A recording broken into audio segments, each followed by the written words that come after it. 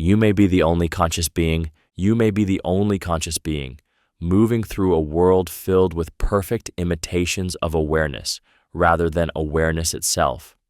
At first, this idea feels abstract, even playful, but the longer it lingers, the more unsettling it becomes. Every face you've ever looked into, every voice that has responded to you, every expression of love, anger, or understanding could be nothing more than a complex performance. Not intentional deception, but an empty choreography. Bodies behaving exactly as conscious beings should, without anything happening inside. This possibility arises from the fact that consciousness is invisible from the outside. You never observe awareness directly. You infer it. You assume it. When someone smiles, you assume they feel joy. When they cry, you assume they feel pain. But all you truly witness is behavior. The inner experience, the feeling of being someone, is something you only ever access in yourself. Your own consciousness is undeniable because it is immediate. You feel thoughts forming. You feel emotions arise. You feel the weight of existence pressing inward. But with others, there is always a gap. No test, no conversation, no act of intimacy can close it completely.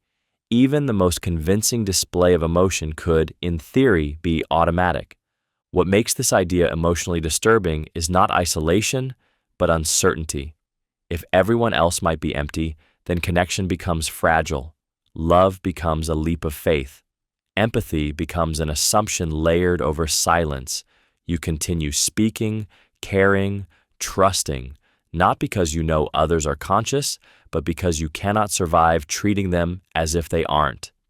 And so you move through life surrounded by minds you can never enter, never verify, never truly know are there at all. Everyone else could be an empty mind. Everyone else could be an empty mind, perfectly convincing on the outside and completely silent on the inside. This idea slips in quietly because it doesn't contradict anything you see. People talk, laugh, argue, create art, fall in love, and suffer in ways that look indistinguishable from genuine inner life. But appearance has never been proof of experience. A machine can replicate behavior. An algorithm can simulate emotion. What you observe in others may be nothing more than output, responses triggered by inputs, not feelings arising from within. The unsettling part is how little evidence you actually have. You never hear another person's thoughts. You never feel their fear, their joy, or their pain directly. You infer those inner states from patterns of speech, facial expressions, and actions. But inference is not certainty. It is a habit your mind relies on to function socially. Your own awareness feels undeniable because it is immediate. Thoughts arrive without permission. Emotions grip you from the inside. Existence feels heavy, vivid, unavoidable. Yet when you look outward, that vividness disappears. You are surrounded by bodies that behave as if they feel, but whose inner worlds could be completely absent. This idea becomes emotionally disturbing when you realize how much of your life depends on assuming others are real inside. Love, guilt, kindness, cruelty, trust, all of it presumes another experiencing subject on the receiving end.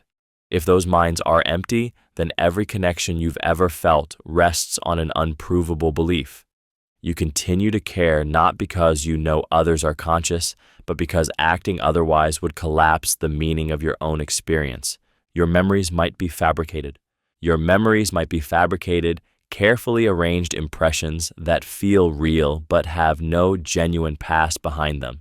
This idea is disturbing because memory feels like the most intimate proof of who you are. Your childhood, your relationships, your failures and victories all seem to form a continuous story that grounds you in reality. But when you examine memory closely, it begins to unravel.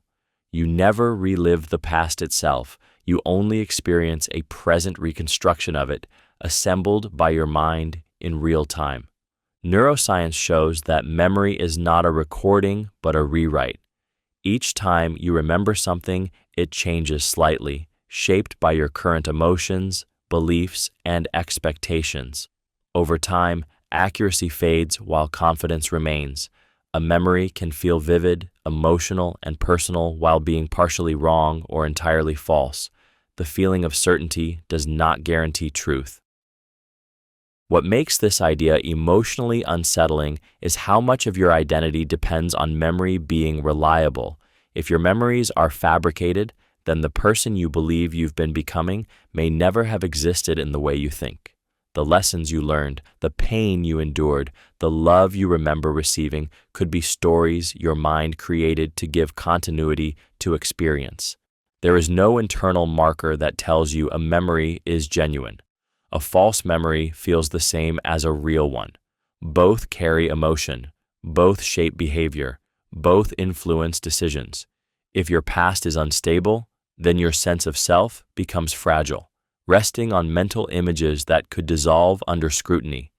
You move forward trusting a past you cannot verify, carrying a history that feels real even if it never truly happened. Reality may have begun moments ago. Reality may have begun moments ago, fully formed, seamless, and convincing, with no actual history behind it. This idea is unsettling because it attacks the most basic assumption you carry without thinking, that there was a before. You assume the world existed yesterday, that your past experiences genuinely occurred, that time has been unfolding in a continuous line, but none of that is directly observable. All you ever experience is the present moment, along with memories and evidence that claim to represent a past you cannot access. If reality began just moments ago, everything you see would look exactly the same. Your memories would feel detailed and emotional. History books would be filled with events. Scars on your body would suggest injuries. Photographs would show moments you believe you lived through. None of this would need to be real in order to be convincing. It would only need to be consistent. What makes this emotionally disturbing is how helpless you are against it. There is no test that could disprove it. Any attempt to verify the past would rely on memories, records, or physical traces that could have appeared instantly along with the rest of reality. The feeling of continuity could itself be an illusion, implanted to make the world feel stable and trustworthy. If this were true, then your sense of endurance, growth, and survival becomes fragile. You feel like someone who has been moving through time, learning and changing, but you may instead be someone who has just arrived, carrying a lifetime of borrowed experiences.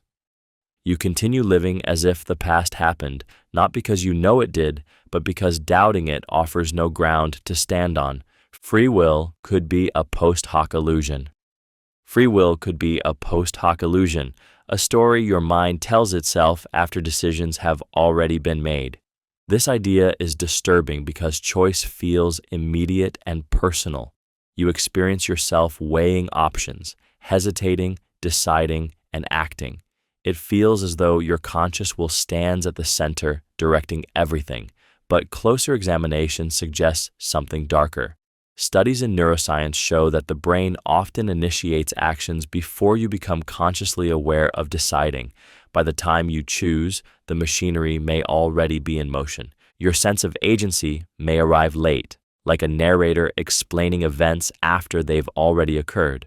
The feeling of, "I chose this," could be a mental explanation layered on top of unconscious processes shaped by genetics, past experiences, environment, and biology. You don't witness these forces at work. You only experience their final output as a decision that feels free. What makes this emotionally unsettling is what it does to responsibility and identity.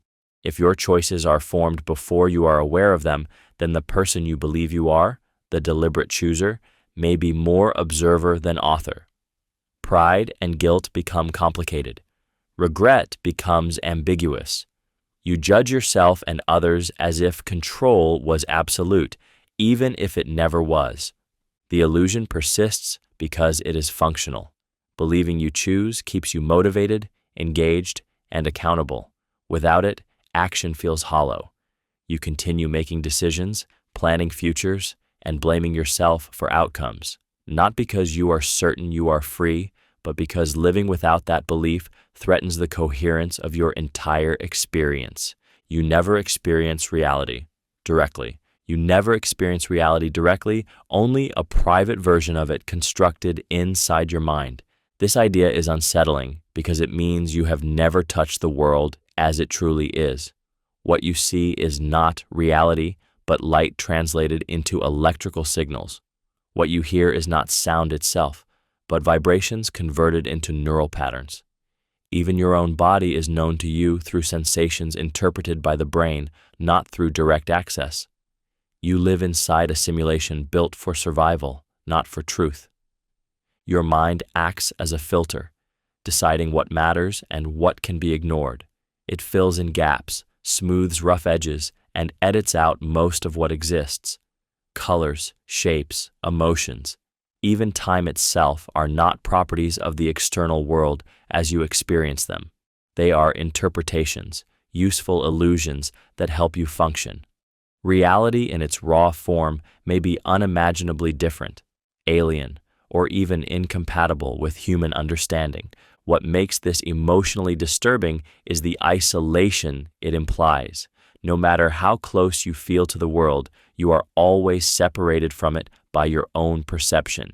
You cannot step outside your senses to check if what you see is accurate. You cannot compare your experience to reality itself. You are trapped inside the only interface you will ever have. Every certainty you hold is mediated. Every belief rests on a translation. You move through life trusting a representation you can never verify, hoping that what feels solid, meaningful, and real is not just a convincing echo of something forever out of reach. Natural laws may fail without warning. Natural laws may fail without warning, not gradually, not dramatically, but instantly and without explanation. This idea is unsettling because it undermines the quiet trust you place in reality every second you are alive. You assume gravity will hold, time will move forward, cause will follow effect, and matter will behave tomorrow as it did a moment ago.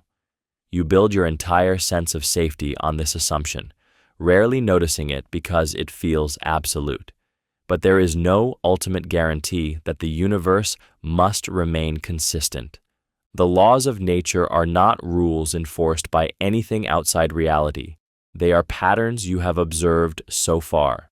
You believe the sun will rise because it always has, not because the universe owes you continuity.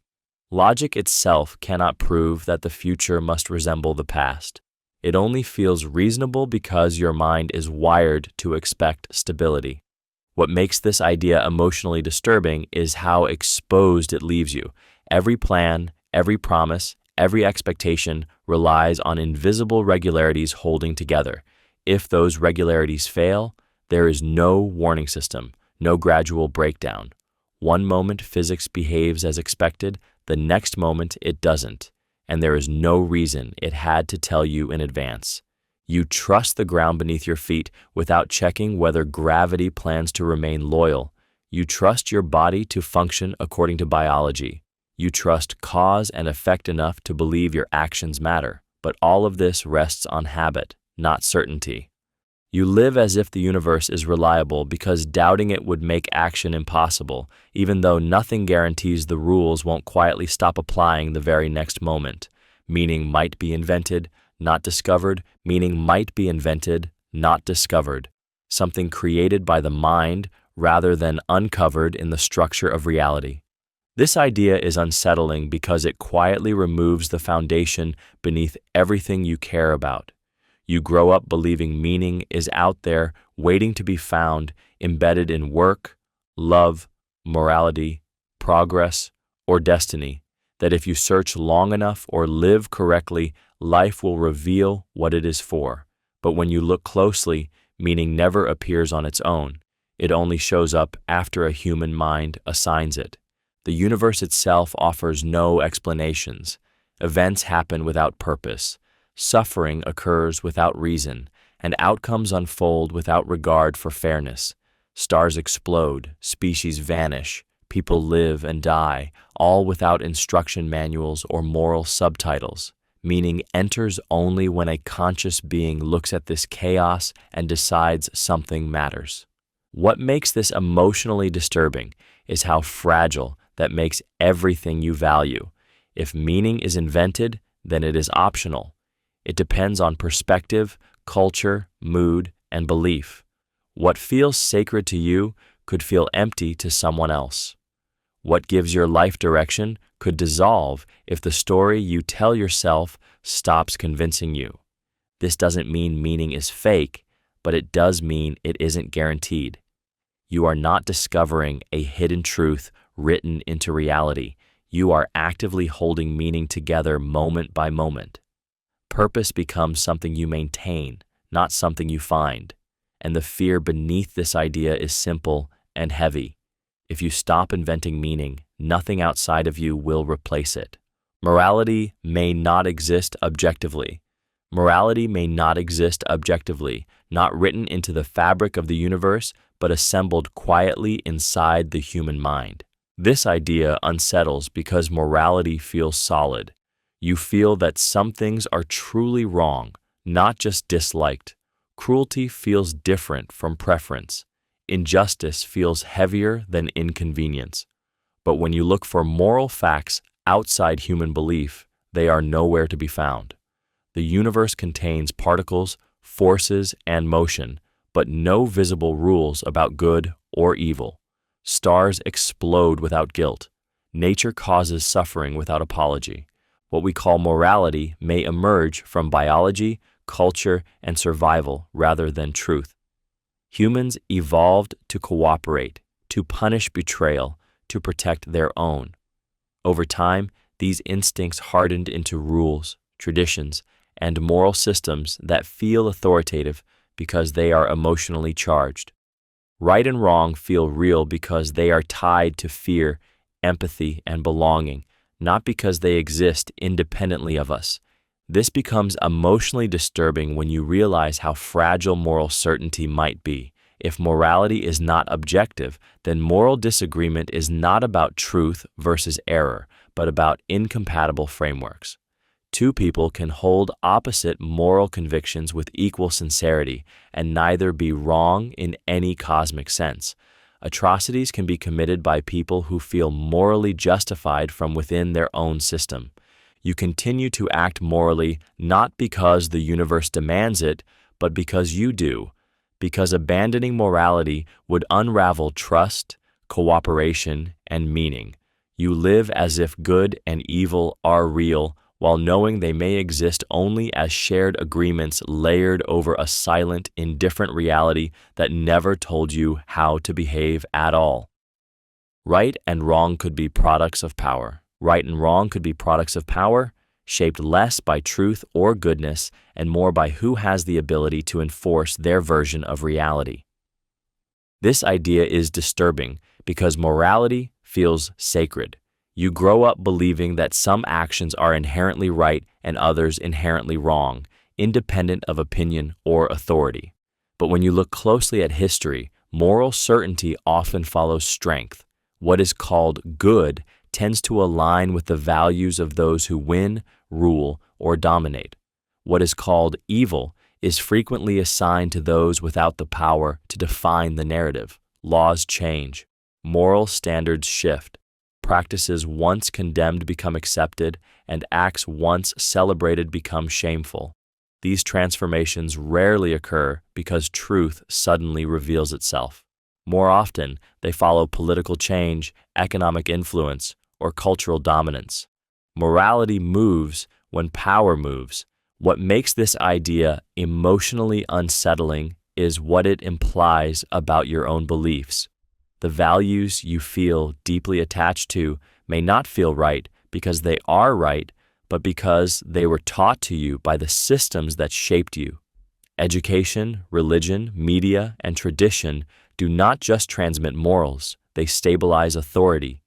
They reward compliance and punish deviation, slowly training conscience to align with structure. If morality is rooted in power, then guilt becomes a social tool, not a moral signal. Shame becomes a mechanism of control. Even outrage can be engineered, directed, and withdrawn depending on who benefits from it. You continue believing in right and wrong because life without moral structure feels unbearable, even as you realize that what feels morally obvious to you might have felt immoral in another time, place, or hierarchy of power. Death may be total annihilation. Death may be total annihilation, not a transition, not a passage, not a door, but a complete and final erasure. This idea unsettles because it removes every comforting buffer between life and nothingness. No observer remains, no experience follows, no darkness is felt because even darkness requires awareness. Consciousness does not drift or fade into another form. It simply stops. The moment after death is not emptiness. There is no moment at all. What makes this emotionally disturbing is how incompatible it feels with being alive. Right now, experience feels continuous and unavoidable. Thoughts keep appearing, sensations keep happening. It feels impossible to imagine not experiencing anything, yet that may be exactly what death is. Not peace, not rest, just the absence of all perspective. Every fear, hope, regret, and desire depends on continuation. Annihilation strips them of their future relevance. The pain you endure, the love you build, the meaning you attach to your life, all of it exists only as long as consciousness does. When awareness ends, there is no subject left to receive closure or validation. This idea becomes heavier when you realize there is no way to rehearse it, no gradual understanding. You cannot experience non-existence while alive, and once it happens, there is no one left to realize it happened. Death does not arrive as an event you witness. It arrives as the end of witnessing itself. You continue living, forming attachments and plans, knowing that everything you experience may vanish without remainder, leaving no echo behind to confirm you were ever here. The self might not persist through time. The self might not persist through time, even though it feels like the most stable thing you have. You experience yourself as a continuous I, moving from past to present to future, carrying memories, intentions, and identity forward. It feels obvious that the person you were years ago is the same person reading this now. But when you look closely, that continuity begins to fracture. Your body replaces its cells. Your beliefs shift. Your values change. Your fears, desires, and priorities evolve. What remains constant is harder to identify than it seems. Memory creates the illusion of persistence. You remember being younger, and that memory gives the impression that the same self has endured. But memory is not identity. It is a record, and an unreliable one. If memory were altered or lost, the sense of being the same person would weaken or disappear. This suggests that the self may not be a single enduring entity, but a sequence of related mental states, loosely connected by narrative. What makes this emotionally unsettling is what it does to responsibility, love, and survival.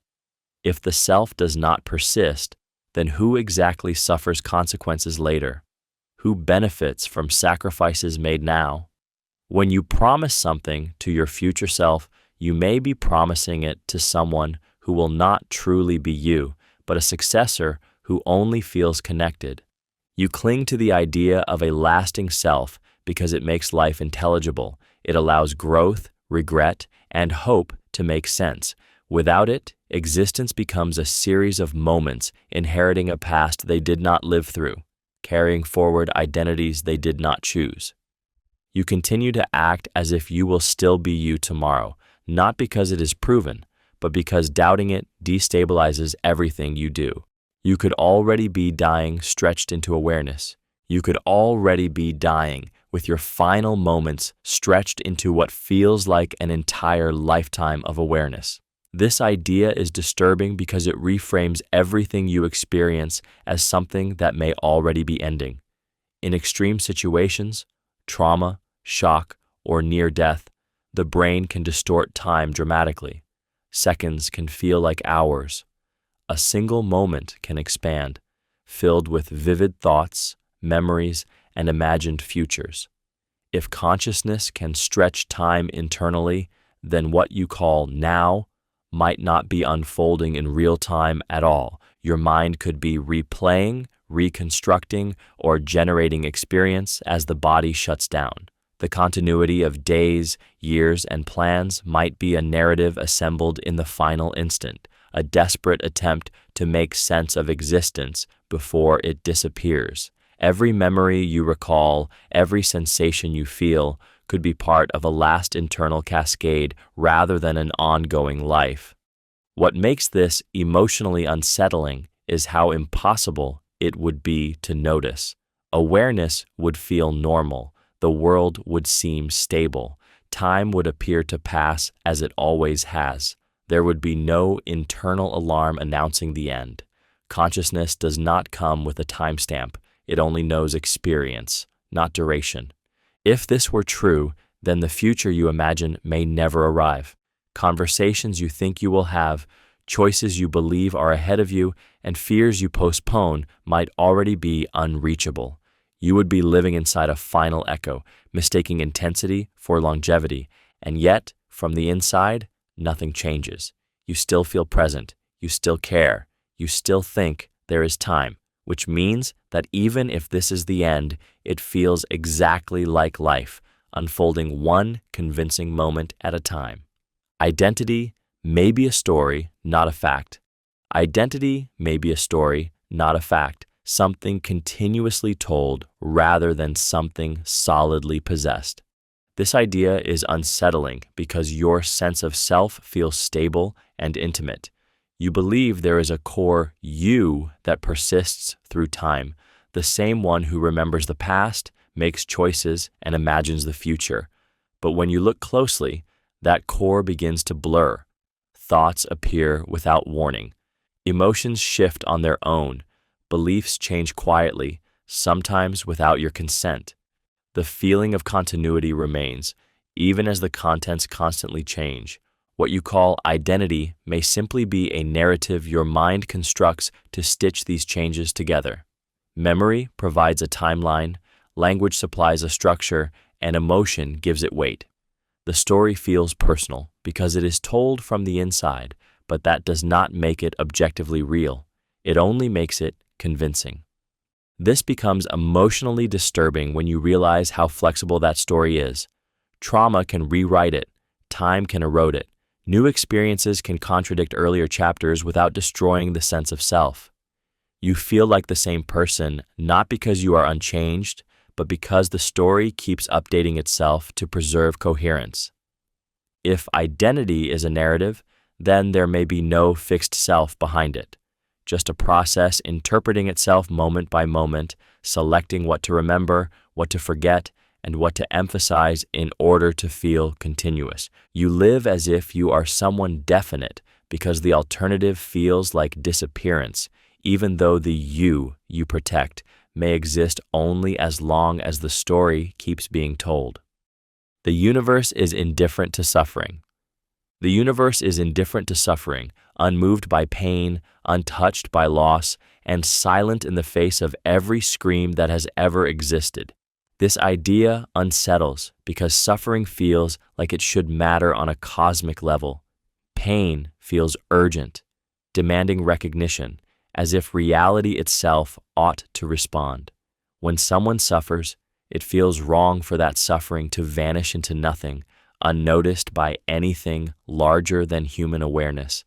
Yet the universe offers no reaction. Stars continue burning, galaxies collide, time moves forward without hesitation. There is nothing in the structure of reality that rewards goodness or punishes cruelty. Earthquakes do not choose their victims. Disease does not discriminate. Tragedy does not pause to ask whether it is deserved. Suffering happens not because it must mean something, but because conditions allow it to occur. The universe does not oppose it, and it does not support it. It simply allows it. What makes this emotionally disturbing is how alone it leaves human values. Compassion, justice, and mercy feel deeply real to you, yet they do not exist outside minds that care. The universe does not grieve with you.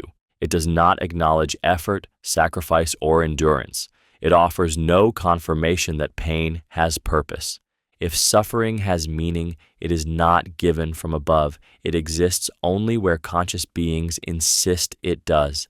This places an unbearable weight on human responsibility. Nothing else will care unless people do. Nothing else will intervene. Meaning does not descend from the universe. It is carried fragile and temporary inside those who are capable of feeling at all. Pleasure and pain may be equally meaningless. Pleasure and pain may be equally meaningless, despite feeling like the most important forces in your life. From the inside, pleasure feels like something to pursue, and pain feels like something to avoid at all costs. Your instincts, goals, and moral judgments are built around this contrast, but when you step back, that distinction begins to lose its authority. Pleasure and pain are both internal signals, patterns of neural activity that arise and fade without carrying inherent significance beyond how they feel to you in the moment. The universe does not register either one. Joy leaves no deeper imprint than suffering. A moment of ecstasy and a moment of agony are equally silent on a cosmic scale. They do not alter the structure of reality or accumulate meaning over time. They occur, they are felt, and then they vanish, leaving no trace outside your subjective experience. What makes this idea emotionally unsettling is how much of your life depends on believing that pleasure and pain matter in some ultimate sense. You endure hardship for future happiness. You justify actions based on reducing suffering. If both are equally meaningless, then the motivation behind striving, sacrificing, and caring begins to feel fragile. Even worse, pleasure and pain may not even matter to the self enduring them.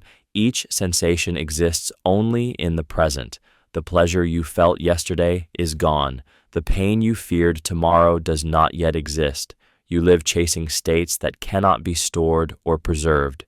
You continue to treat pleasure as valuable and pain as tragic, not because they carry objective meaning, but because abandoning that distinction would make experience itself feel intolerably empty. The future might already be fixed. The future might already be fixed, laid out in advance long before you ever feel yourself choosing. This idea unsettles because it turns every decision into something that only feels open. You experience choice as possibility, as a branching path where multiple outcomes could occur. But if the universe follows strict laws of cause and effect, then every thought you have, every impulse you feel, and every action you take may be the inevitable result of prior conditions stretching back before you were born. From this perspective, the future is not being created moment by moment. It is being revealed. Your sense of deliberation may be nothing more than your mind watching itself arrive at conclusions that were already determined by biology, environment, and past events. You feel like an author, but you may be a reader discovering a story already written. What makes this emotionally disturbing is how it reframes responsibility and hope. Regret becomes strange if you could not have acted otherwise. Pride feels hollow if success was unavoidable. Fear loses its urgency if what will happen cannot be prevented. Even resistance itself may be just another predetermined step. You would still feel effort. You would still struggle, plan, and hesitate. Determinism does not remove the feeling of choice, only its freedom. From the inside, everything appears open. From the outside, it may be locked into place. You continue making decisions because consciousness cannot see ahead. You act as if the future is flexible because awareness unfolds one moment at a time. But beneath that unfolding may lie a single, unalterable path, quietly carrying you forward, whether you believe in it or not. The past could change, unnoticed. The past could change unnoticed, silently rewriting itself while leaving you with no awareness that anything was ever different. This idea is disturbing because it undermines the one place you believe is fixed, the future feels uncertain, the present feels fleeting, but the past feels settled. You rely on it to anchor your identity, your decisions, and your sense of cause and effect. But your access to the past is indirect. You never experience it again. You only experience memories, records, and traces that claim to represent it. If the past were to change, you would have no reliable way to detect it. Your memories would update along with it. Documents would reflect the new version. Physical evidence would align seamlessly. The feeling of continuity would remain intact because your mind would have no reference point for comparison. From the inside, the revised past would feel exactly like the original one. What makes this emotionally unsettling is the loss of certainty it introduces. If the past is not fixed, then neither is responsibility, growth, or learning. The lessons you believe you earned through experience could have been shaped by events that never truly happened in the way you remember them. Even regret becomes unstable if the events that produced it are not guaranteed to be permanent. You live with the sense that history is behind you, safely locked away, even though your trust in it depends entirely on systems that could adjust without leaving a trace. You move forward assuming your past is real not because it cannot change, but because you would never know if it already had. Reason cannot justify itself. Reason cannot justify itself because the very act of justifying already assumes reason is valid. This idea is unsettling because reason feels like the ultimate authority. You rely on it to decide what is true, what is false, what makes sense, and what does not. When something feels unreasonable, you dismiss it instinctively. When an argument feels logical, you trust it. Reason feels like the ground beneath thought itself, but when you look closely, that ground begins to disappear. Any attempt to defend reason must use reason to do so. If you ask why logic works, the only answers available are logical ones. If you try to prove that reasoning leads to truth, you must reason your way there. The structure closes in on itself. There is no external vantage point from which reason can be evaluated without already relying on it. Justification turns circular, not because of carelessness, but because there is nowhere else to stand. What makes this emotionally disturbing is how exposed it leaves you. You want certainty. You want to believe that your thinking rests on something solid and unquestionable. Instead, you discover that your most trusted tool has no deeper defense. It works because you use it. You trust it because abandoning it would leave you unable to think at all. Reason becomes less like a foundation and more like a necessity you cannot step outside of. You continue to rely on it not because it has proven itself, but because rejecting it would dissolve meaning, coherence, and communication in an instant. You think, decide, argue, and understand using a system that cannot ultimately explain why it deserves your trust, only that without it, nothing else remains. Language may distort truth. Language may distort truth, even as it convinces you that it reveals it. Words feel like tools for clarity. You rely on them to explain, understand, argue, and connect. They give the impression that reality can be captured, packaged, and shared. But language does not mirror the world. It filters it. The moment an experience is translated into words, it is simplified, categorized, and reshaped to fit structures that were never designed to hold raw reality.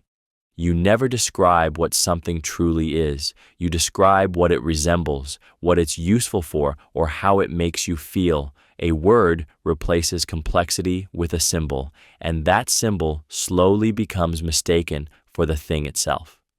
Over time, you stop noticing what falls outside the label. You think you understand because you can name. What makes this emotionally unsettling is how deeply thought depends on language. You don't just speak with words, you think with them. If language is flawed, then your thinking inherits those flaws. Entire beliefs, identities, and moral systems may rest on linguistic shortcuts rather than truth. Two people can use the same word and mean entirely different things, yet assume agreement because the sound matches. Language also shapes what can be thought at all. If there is no word for an experience, it becomes harder to notice, harder to remember, harder to share. Entire aspects of reality may remain invisible simply because language never evolved to capture them. You trust words because you have no alternative. Even doubting language requires using it. So you move through reality guided by symbols that feel precise while quietly bending what they claim to describe, shaping a world that makes sense in speech but not necessarily in truth. You can never confirm another mind. You can never confirm another mind, no matter how close, how intimate, or how long you have known someone. This idea is unsettling because other people feel undeniably real. They speak, react, suffer, and express inner lives that seem obvious. But none of that is direct evidence of consciousness. You never experience another person's thoughts from the inside. You never feel their fear or joy as they feel it. You only observe behavior and interpret it through your own mind. Every assumption of another mind is an inference. When someone says they are in pain, you believe them because you know what pain feels like in yourself. You project your inner experience outward and assume something similar exists in them. But projection is not proof. A perfectly programmed system could behave the same way without experiencing anything at all. What makes this emotionally disturbing is how much of your life depends on this uncertainty. Love, guilt, kindness, and cruelty all presuppose someone on the other side who actually feels. If you are wrong, then your deepest connections rest on faith rather than knowledge. Even the most meaningful conversation could be happening across a silent gap. There is no experiment that can solve this. Any test relies on responses, and responses can be simulated. Consciousness leaves no visible signature. It announces itself only from the inside. You continue to trust that others are real, not because you can prove it, but because doubting it would isolate you completely. You live surrounded by minds you must assume are there, knowing that assumption can never become certainty, no matter how close you get. Beliefs may serve survival, not truth. Beliefs may serve survival, not truth, existing to keep you functioning rather than to keep you informed. This idea is unsettling because you trust your mind to be a tool for understanding reality. You assume your beliefs, especially the ones that feel most intuitive and deeply held, reflect how the world actually is. But evolution does not reward accuracy, it rewards usefulness. A belief only needs to help you survive, cooperate, or avoid danger, not reveal objective truth. If a false belief keeps you alive more effectively than a true one, the false belief wins. Over time, minds shaped by survival pressures become optimized for action, not insight. Fear exaggerates threats. Hope inflates outcomes. Meaning reduces complexity into manageable stories. These distortions feel natural because they are functional. What makes this emotionally disturbing is the realization that your confidence means very little. A belief can feel obvious, necessary, and deeply personal while being systematically wrong. The feeling of certainty may be nothing more than a biological signal encouraging commitment, not a sign of correctness. Your moral beliefs may exist to stabilize groups. Your spiritual beliefs may soothe death anxiety. Your sense of purpose may prevent paralysis. None of these need to be true to be effective. They only need to motivate behavior. You continue believing because disbelief can be costly. Doubt slows action. Radical honesty can isolate. The mind may protect itself by favoring beliefs that feel right, even if they quietly pull you away from what is real. Consciousness could be a useless byproduct. Consciousness could be a useless byproduct, an accidental side effect of complex processes that would function just as well without it. This idea is disturbing because consciousness feels central to everything. Your thoughts, emotions, suffering, joy, and sense of being alive all seem like the point of existence. Yet it is possible that none of it actually does anything. Your brain may make decisions, solve problems, and guide behavior entirely through unconscious mechanisms, with awareness merely tagging along afterward, watching but not steering. From this view, consciousness does not cause actions. It reports them. Decisions are made before you become aware of choosing. Emotions are triggered before you notice feeling them. Even the sense of control may be a narrative generated after the fact, giving you the impression of authorship where none exists. Consciousness becomes commentary, not command. What makes this emotionally unsettling is the loss of importance it implies. If awareness is unnecessary, then your inner life, the part that feels most real to you, may be irrelevant to how the world actually operates. The universe does not need your experience. It does not consult your feelings. It does not pause for your awareness to catch up. This idea turns suffering into something especially cruel. If consciousness adds nothing functionally, then pain is not even a useful signal. It is excess, an unnecessary layer of experience laid over processes that would continue regardless. Joy becomes equally fragile, a pleasant echo with no causal power. You continue to feel deeply, think intensely, and experience existence vividly, even as the possibility lingers that none of it matters to how anything unfolds, and that awareness itself may be the most elaborate accident of all. The self dissolves under scrutiny. The self dissolves under scrutiny, even though it feels solid and central to everything you experience. At first glance, the self seems obvious. There is a clear sense of me behind your thoughts, emotions, and actions. It feels like a stable core that remains the same while everything else changes. But when you look closely for that core, it begins to disappear. You can observe thoughts, but not a thinker separate from them.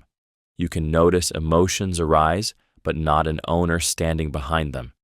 Each attempt to locate the self reveals only more mental activity. What feels like a single, unified identity may actually be a collection of processes, sensations, memories, impulses, and narratives loosely coordinated in time.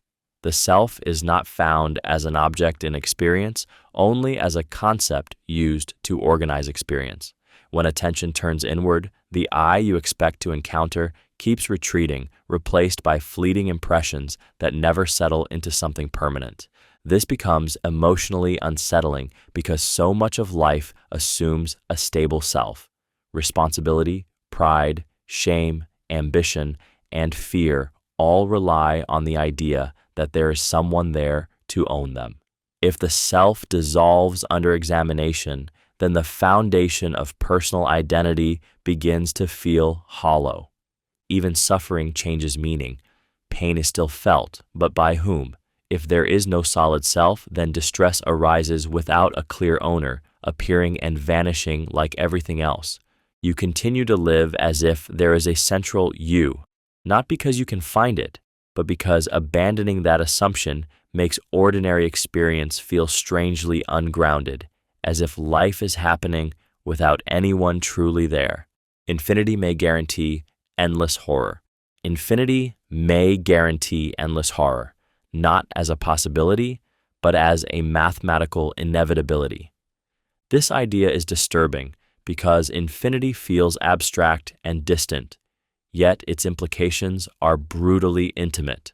In an infinite universe or an infinite span of time, rarity stops meaning safety. No matter how unlikely a suffering is, infinity ensures it happens, not once, but endlessly.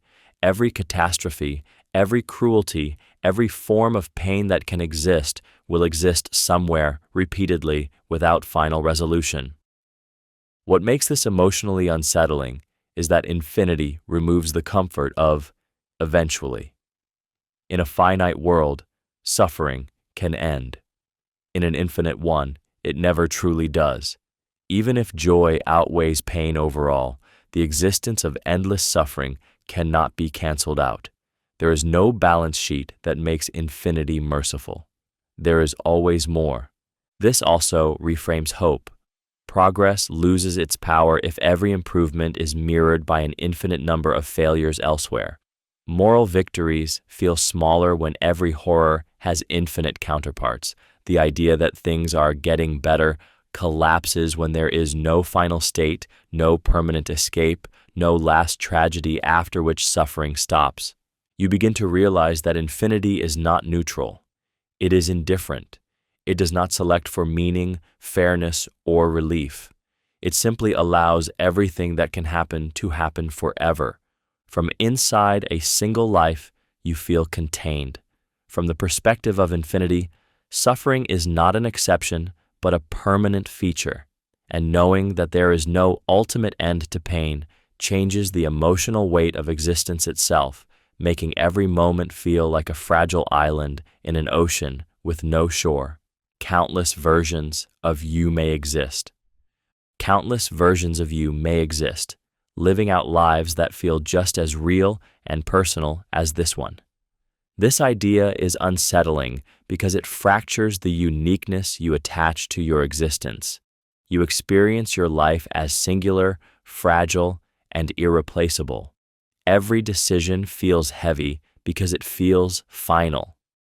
But if reality allows for multiple outcomes to exist simultaneously, then every choice you didn't make may still be unfolding somewhere else, carried by another version of you who feels just as real as you do now. These versions would not feel like copies. Each one would wake up believing they are the original, carrying memories, emotions, and a sense of continuity that feels complete. From the inside, each life would feel central. From the outside, none would be privileged. What makes this emotionally disturbing is how it dilutes meaning. If every possible path is taken, then failure is never final and success is never exclusive.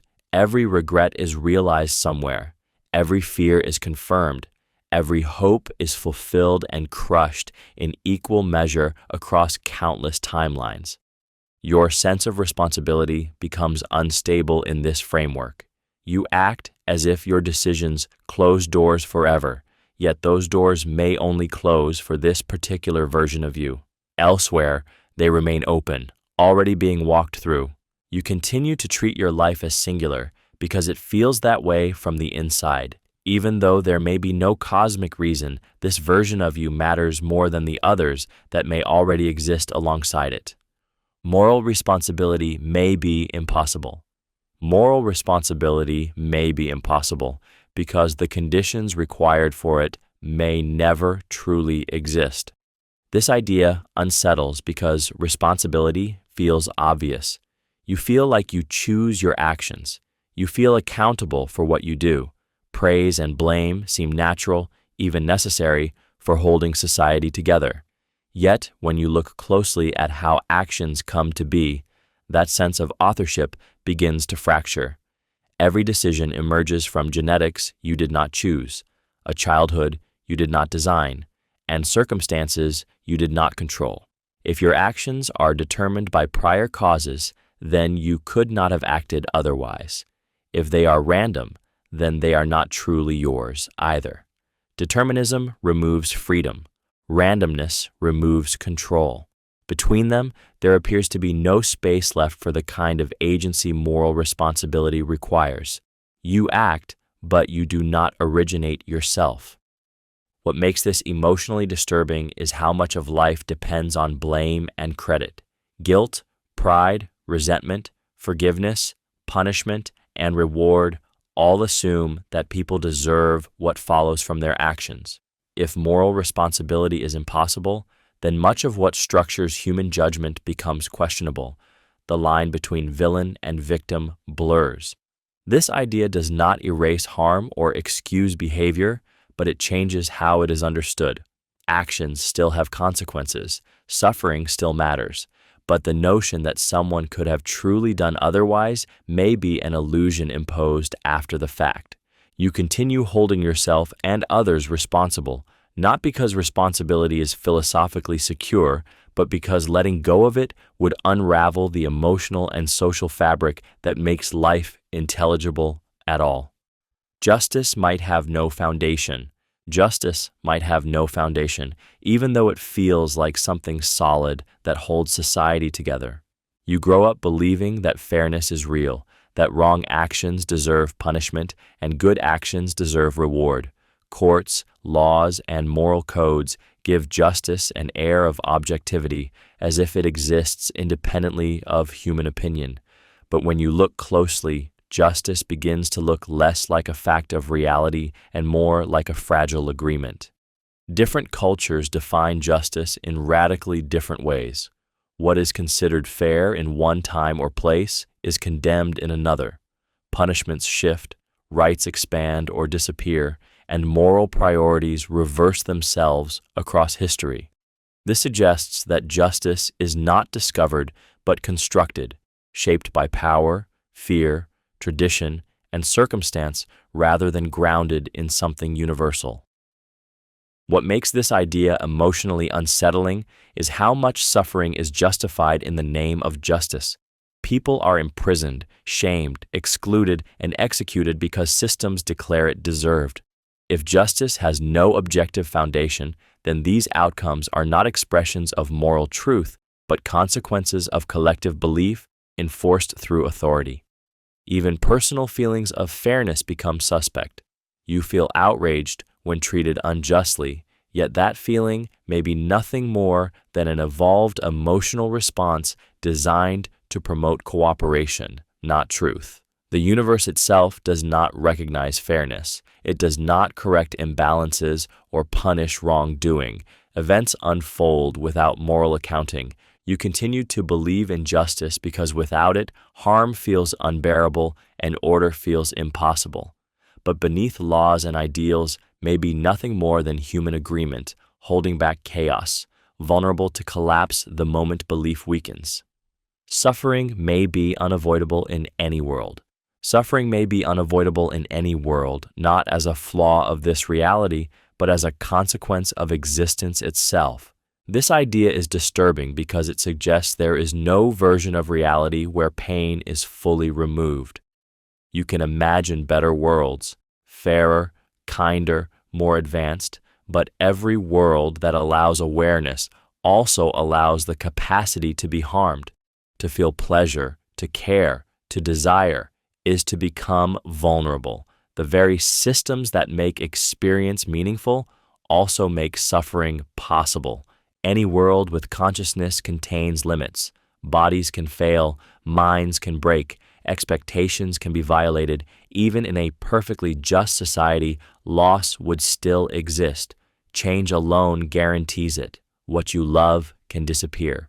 What you depend on can collapse. A world without suffering would require a world without attachment, without contrast, without stakes, and that may not qualify as a world worth experiencing at all. What makes this emotionally unsettling is the sense of inevitability. Suffering is not just the result of mistakes, cruelty, or poor design. It may be structurally built into being something rather than nothing. Even attempts to eliminate pain often create new forms of it. Comfort dulls, boredom emerges, safety narrows freedom, control introduces fragility. This idea quietly undermines the hope that progress will one day fix everything.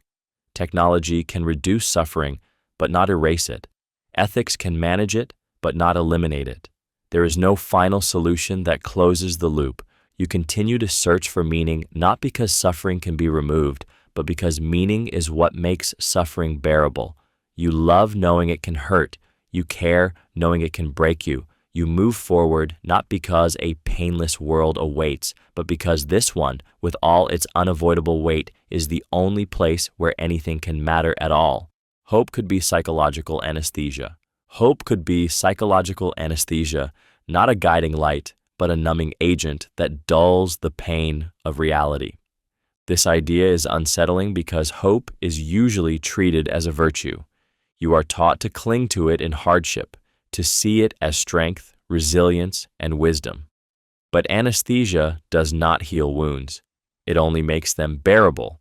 Hope may function the same way, softening the impact of suffering without changing its underlying cause. When situations feel unbearable, hope steps in to quiet the mind.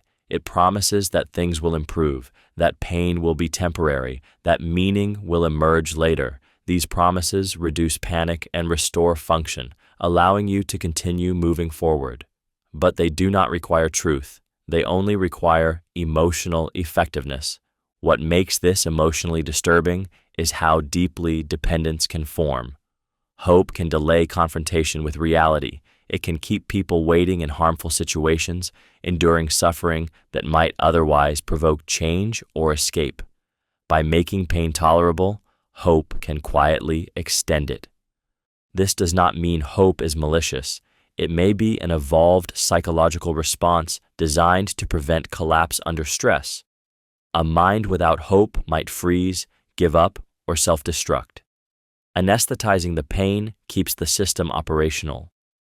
You continue to hope not because it guarantees a better future, but because the present becomes unbearable without it. Hope may not point toward truth or resolution, but it keeps consciousness from fully feeling the weight of what already is. Love may be chemistry, misread as meaning. Love may be chemistry misread as meaning, a powerful biological reaction that feels transcendent only because it is deeply convincing. This idea unsettles because love feels like one of the most profound truths of human life. It feels chosen, personal, and irreplaceable. When you love someone, it feels as though you are recognizing something real and rare in them, something that matters beyond explanation.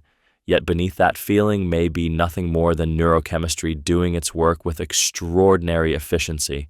Hormones like dopamine, oxytocin, and serotonin flood the brain, shaping attachment, desire, and bonding. These chemicals evolve to promote reproduction, cooperation, and survival. They create obsession, longing, and emotional dependence, not because someone is meaningful, but because your biology is designed to make them feel that way. The intensity feels intentional, but the mechanism is indifferent. What makes this emotionally disturbing is how easily meaning dissolves under this view. If love is chemistry, then its depth does not come from truth, but from dosage. The person you believe is unique could be interchangeable with someone else who triggers the same reactions. The connection that feels destined may simply be statistically likely.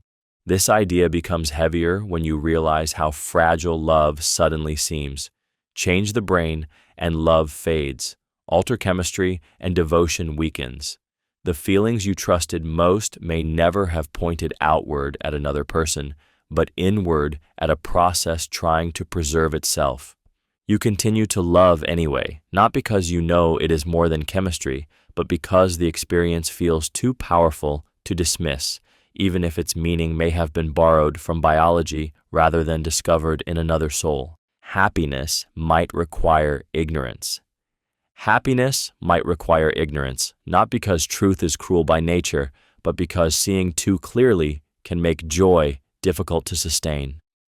This idea unsettles because it contradicts what you are taught to value. You are told that understanding leads to freedom, that knowledge empowers, that clarity brings peace. Yet again and again, awareness seems to carry a cost. The more you notice patterns of injustice, randomness, suffering, and limitation, the harder it becomes to feel light. Joy starts to feel fragile, temporary, almost inappropriate.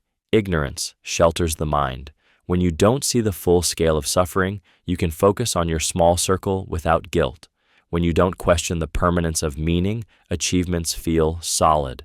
When you don't examine how much of life is shaped by luck and biology, success feels earned and failure feels fixable. Ignorance doesn't remove pain, but it narrows the field of what you must emotionally carry. What makes this idea emotionally disturbing is the implication that happiness and honesty may be in tension. If deeper understanding consistently erodes comfort, then the pursuit of truth begins to feel like self-sabotage. You start to notice that some of the happiest people are not the most informed, the most reflective, or the most self-aware, but those protected by simplified narratives. Even your own happiest moments often occur when attention is narrowed, when you are absorbed, distracted, or unquestioning. Reflection tends to arrive later, pulling you out of the moment, reframing it, weakening it. You continue to seek understanding because you value truth, but you guard certain illusions because without them, happiness may thin out, becoming something you can explain clearly, but struggle to feel fully. You cannot escape your perspective. You cannot escape your perspective no matter how hard you try to be objective, rational, or open-minded. This idea is unsettling because it means you are permanently trapped inside the way reality appears to you. Every thought you think, every belief you hold, every doubt you question is filtered through the same lens, the one shaped by your biology, your past, your culture, and your limits. Even when you imagine another point of view, you are still imagining it from inside your own mind. You never see the world as it is. You see it as you are. Your values shape what feels important. Your fears shape what feels threatening. Your experiences quietly decide what seems normal, possible, or absurd. Even your attempts at neutrality are guided by assumptions you did not choose and cannot fully see. What makes this emotionally disturbing is how convincing perspective feels. Your view of reality doesn't announce itself as partial.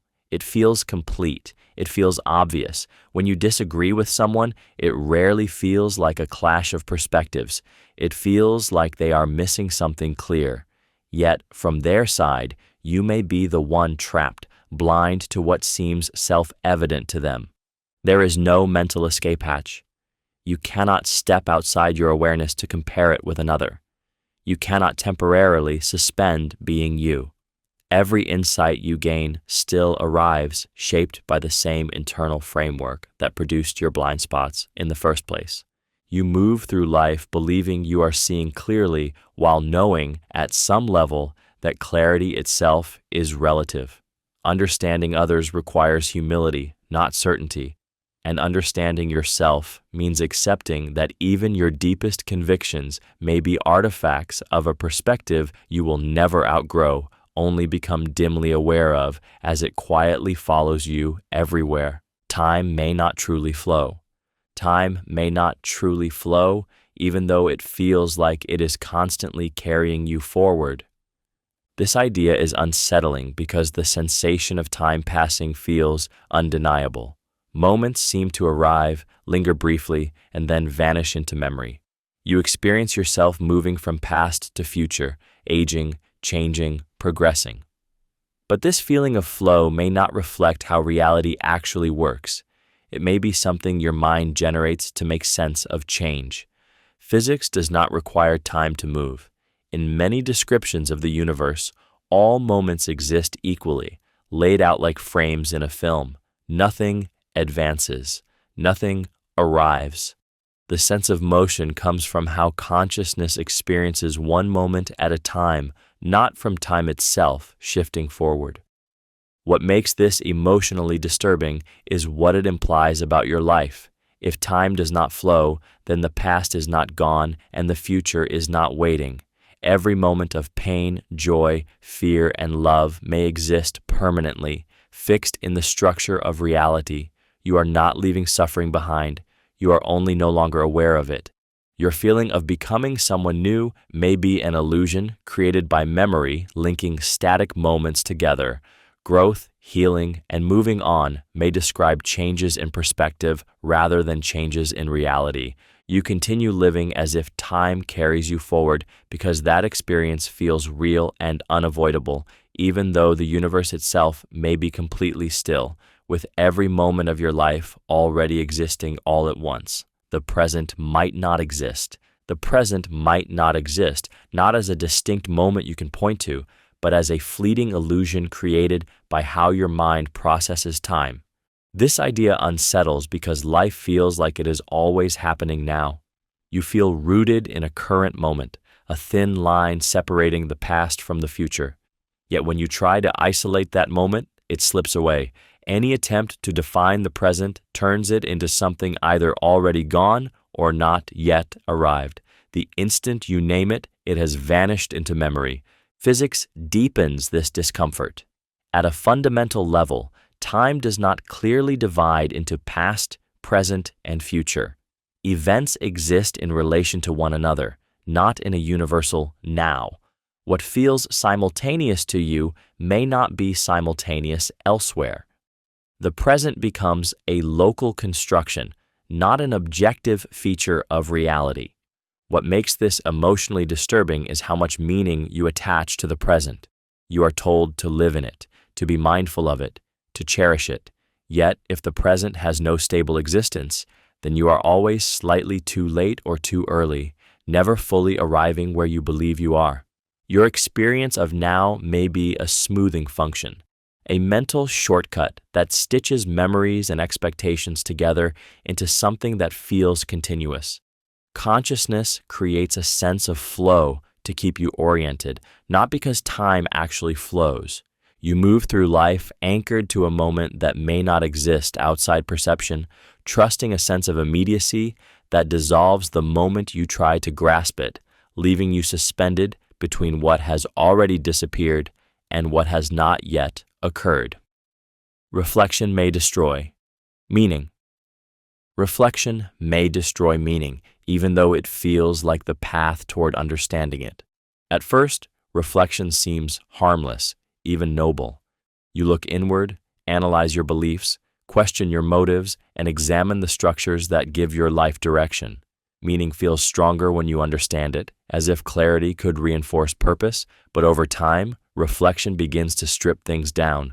What once felt natural starts to feel constructed. What once felt necessary starts to feel optional. What once felt sacred starts to look contingent. Meaning thrives on immediacy. It lives in action, attachment, commitment, and unexamined participation. Reflection interrupts that flow. It introduces distance between you and what you care about. You stop simply valuing something and begin asking why you value it. And once you ask why, you invite answers that can hollow it out. Tradition becomes habit. Purpose becomes preference. Identity becomes narrative. What makes this emotionally unsettling is how subtle the erosion is. Meaning doesn't collapse all at once. It thins. It loses weight. You still do the same things, but they feel lighter, less anchored. Goals feel arbitrary. Values feel chosen rather than discovered. You begin to sense that many of the reasons you once lived by were never necessary, only convenient. Reflection also turns meaning into something fragile. If it must survive constant analysis to be valid, it becomes exhausting to hold. You start to notice that the moments that feel most meaningful are often the least reflective, when you are absorbed rather than evaluating, committed rather than questioning. You continue reflecting because not thinking feels dishonest. Yet, with every layer you peel back, meaning becomes something you understand more clearly and feel less deeply, until clarity itself begins to feel like the thing that took it away. Values may collapse under reason. Values may collapse under reason, not because they are foolish, but because they were never built to survive relentless questioning. This idea is unsettling because values feel like anchors. They give direction, justify sacrifice, and make suffering tolerable. You assume that if something matters deeply enough, it should be defensible. But when you subject values to continuous rational analysis, cracks begin to appear. You ask why something is good, then why that reason matters, and then why that foundation should be accepted at all. Eventually, the chain ends, not in certainty, but in preference, instinct, or silence. Reason excels at explaining how things work, but it struggles to explain why anything should matter. It can tell you how a value emerged, how it benefits a group, or how it evolved, but those explanations drain it of authority. What once felt sacred becomes contingent. What once felt necessary begins to look optional. The more clearly you understand a value's origin, the harder it becomes to treat it as absolute. What makes this emotionally disturbing is the loss that follows clarity. When values weaken, motivation thins. Sacrifice feels harder to justify. Moral outrage loses its sharp edge. You may still care, But you know now that caring rests on assumptions reason itself cannot secure. You do not abandon values easily. You continue living by them because life without them feels empty and directionless. But something changes. Belief becomes quieter, more fragile. You act as if things matter while knowing you cannot fully explain why they should. Reason keeps asking questions that values cannot answer, and you keep moving forward, balancing between understanding too much and needing to care anyway. Character may be mostly luck. Character may be mostly luck, shaped less by inner strength and more by circumstances you never chose. This idea is unsettling because you are taught to see character as something earned. You believe kindness, discipline, courage, and integrity come from personal effort and moral resolve. But when you look closely, those traits often trace back to factors outside your control. Genetics, upbringing, culture, trauma, opportunity, and timing quietly sculpt behavior long before choice enters the picture. Two people placed in different environments can develop radically different characters while believing they freely became who they are. The calm person may never have faced sustained threat. The generous person may have grown up with abundance. The disciplined person may have been rewarded early for self-control. What feels like virtue may be the byproduct of favorable conditions. What makes this emotionally disturbing is what it does to judgment. Praise and blame begin to lose their footing. If character is largely luck, then moral superiority becomes fragile. Condemnation becomes easier to question. Even self-pride starts to feel unstable, resting on advantages you did not earn. This idea also turns inward. The traits you admire in yourself may not reflect deep moral achievement, but fortunate alignment between your biology and your environment. Under different circumstances, you might have become someone unrecognizable. You continue believing in character as something chosen, because society depends on that belief to assign responsibility and meaning, even as it quietly ignores how uneven the starting conditions truly are. Authenticity may be impossible. Authenticity may be impossible because the self you are trying to be true to may not exist independently of influence. This idea unsettles because you are taught that somewhere beneath expectations, roles, and pressure, there is a real version of you waiting to be expressed. You are told to find it, to live honestly, to be yourself. Yet when you look closely, that self begins to blur. Your preferences, values, and personality traits are shaped long before you are aware of choosing them. From the moment you are born, you absorb language, norms, desires, and fears from your environment. You learn what is rewarded and what is punished. Over time, these influences feel internal, natural, and personal. But they did not originate inside you. Even rebellion is shaped by what it resists. Every attempt at self-expression borrows material from the world that formed you. What makes this emotionally disturbing is the sense of inescapability. If every thought you have is filtered through culture, biology, and past experience, then there may be no untouched core to access. The self becomes a construction responding to context, not a stable essence making independent choices. Authenticity then turns into performance, not deception, but adaptation. You adjust depending on who is watching, what is expected, and what feels safe. Even when you are alone, the audience remains internalized. You judge yourself using standards you did not create. You continue searching for a true self, even as the possibility lingers that what you call you is an ongoing negotiation rather than a discoverable truth, endlessly shaped and reshaped by forces you can never fully step outside of. Progress might be a survival myth. Progress might be a survival myth, a story humans tell themselves to endure uncertainty rather than a fact about reality. The idea feels threatening because progress gives time a direction. It reassures you that suffering is temporary, that mistakes accumulate into wisdom, that tomorrow will be better because yesterday existed. Without this belief, history stops looking like a climb and starts looking like a cycle, or worse, a random sequence of rises and collapses with no lasting improvement. When you look closely, progress becomes difficult to define. Technology advances, but anxiety grows with it. Comfort increases, yet dissatisfaction follows. Knowledge expands, while confusion and division persist. For every problem solved, new ones emerge that feel just as heavy. What improves in one domain often degrades in another, creating the illusion of movement while equilibrium remains unchanged. What makes this emotionally unsettling is how deeply the belief in progress is tied to hope. You tolerate struggle because you assume it leads somewhere. You accept sacrifice because you believe it contributes to a better future.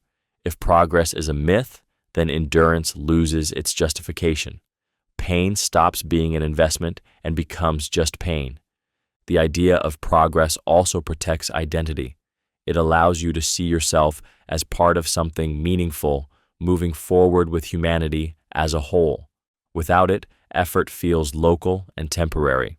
Your achievements shrink to personal events rather than steps in a larger story.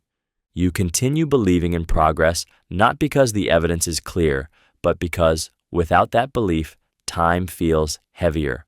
The future stops glowing, survival becomes repetition, and meaning has to be carried moment by moment without the promise that history itself is on your side. Knowledge may end in circularity. Knowledge may end in circularity, with every attempt at certainty looping back on itself instead of reaching solid ground. This idea is unsettling because knowledge feels like something you build upward, brick by brick, toward truth. You assume that if you keep asking questions and demanding reasons, you will eventually reach a foundation that does not need defending. But when you push far enough, justification begins to repeat itself. Beliefs are supported by other beliefs, which are supported by assumptions that quietly rely on the original belief to make sense. You trust your senses because they usually work, but you only know they work because you trust the experiences they provide. You trust reason because it produces reliable conclusions, but you judge those conclusions using the same reasoning you are trying to justify. Even logic depends on principles that cannot be proven without using logic itself. At some point, explanation turns inward. What makes this emotionally disturbing is the realization that certainty may be impossible in principle. Doubt does not disappear with more information, it simply moves deeper. The more rigorously you examine what you know, the clearer it becomes that knowledge rests on commitments you never fully chose and cannot fully defend. This does not stop you from knowing things in practice. You still navigate the world successfully. You still predict, plan, and learn. But beneath that effectiveness lies fragility. Your confidence in truth is supported by a structure that ultimately supports itself. You continue seeking knowledge not because it leads to absolute certainty, but because questioning cannot be turned off. Understanding advances, even if its foundations never settle. Every answer circles back to trust. Trust in perception, trust in reason, trust that the loop is stable enough to stand on, even if it never truly closes. You may be replaceable without loss. You may be replaceable without loss, removed from the world without leaving any gap that truly matters. This idea is unsettling because you experience yourself as irreplaceable. Your thoughts feel singular. Your relationships feel personal. Your presence feels like something the world would notice if it disappeared. But when you step back, the systems around you rarely depend on individuals. Roles are filled. Conversations continue. Work resumes. Absence is absorbed faster than expected. What makes this idea emotionally disturbing is not that people wouldn't feel your loss for a time, but that life would reorganize without needing you specifically. Someone else could say similar words, hold similar positions, provide similar value. Even your most unique traits might not be as rare as they feel from the inside. The world does not pause for missing pieces. It routes around them. This challenges the quiet belief that your existence is necessary. You may be meaningful to certain people, but not essential. The structures you participate in are designed for continuity, not preservation of individuals. History remembers few, and even those memories fade, flatten, and simplify until the person becomes an idea rather than a presence. The discomfort comes from realizing that meaning may not be guaranteed by uniqueness. Being conscious does not ensure being needed. Being alive does not ensure being irreplaceable. You continue living as if you matter uniquely because that belief sustains motivation and care, even though the world itself may not register your absence as a meaningful loss once it adjusts and moves forward. Existence might be a burden. Existence might be a burden, not because life is always painful, but because being conscious means carrying weight that never fully lifts. This idea unsettles because existence is usually framed as a gift, something inherently valuable simply because it is. Yet awareness comes with obligations that cannot be refused. You must think, choose, feel, remember, and anticipate. Even in moments of calm, there is maintenance, needs return, worries resurface, time keeps moving, and you are required to move with it. Consciousness does not allow neutrality.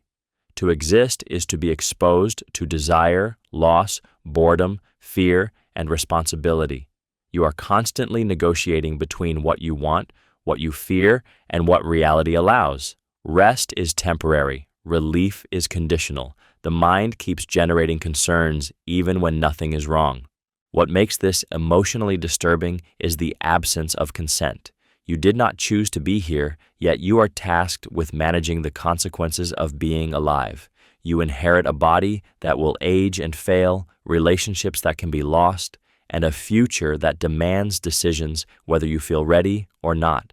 Even happiness comes with pressure, the fear of losing it, the awareness of its fragility. Existence also carries awareness of its own ending. You move through life knowing that effort does not guarantee permanence. Everything you build requires upkeep, and everything you love is vulnerable to time, meaning if it exists, must be continually created and defended against entropy. You continue living not necessarily because existence feels light, but because laying it down is unthinkable, and because once awareness exists, it clings to itself, even when the weight of being feels heavier than the alternative you cannot experience. Non-existence may be preferable, but unreachable. Non-existence may be preferable, but unreachable. A state imagined as relief, yet forever inaccessible from within life. This idea disturbs because it reframes existence not as a gift, but as a condition you did not consent to and cannot fully exit while experiencing it. Non-existence appears from the outside as the absence of struggle, desire, fear, and exhaustion. No effort is required, no pain arises, no meaning needs to be maintained. From a purely conceptual view, it seems lighter than being alive. Yet, the moment you try to grasp non-existence, it collapses. You can think about it, but you cannot experience it. Every comparison you make is made from the standpoint of being conscious. Relief from suffering is always imagined as something felt, but non-existence contains no feeling at all. The preference for it is formed inside a mind that cannot accompany itself there. What makes this emotionally unsettling is the trap it creates. If life is heavy, non-existence seems appealing. If life is good, the comparison fades. But in neither case can you truly evaluate the alternative. You are locked into experience while judging the absence of experience, weighing something you can feel against something you can never touch. This idea also destabilizes motivation. If non-existence is preferable, then striving feels unnecessary. But because non-existence cannot be lived, only thought about, life continues regardless of your judgment. Desire persists. Fear persists. Awareness persists. You remain alive not because existence has won the argument, but because the argument itself can only occur while you exist, forcing you to carry preferences that point toward a state you can never inhabit. Culture may be built on death fear. Culture may be built on death fear, shaped not primarily by creativity or wisdom, but by a shared terror of disappearing. This idea is unsettling because culture feels elevated. Art, religion, tradition, morality, and ambition seem like expressions of meaning and progress. But beneath those layers may sit a quieter motive, the need to distract ourselves from the fact that we will die.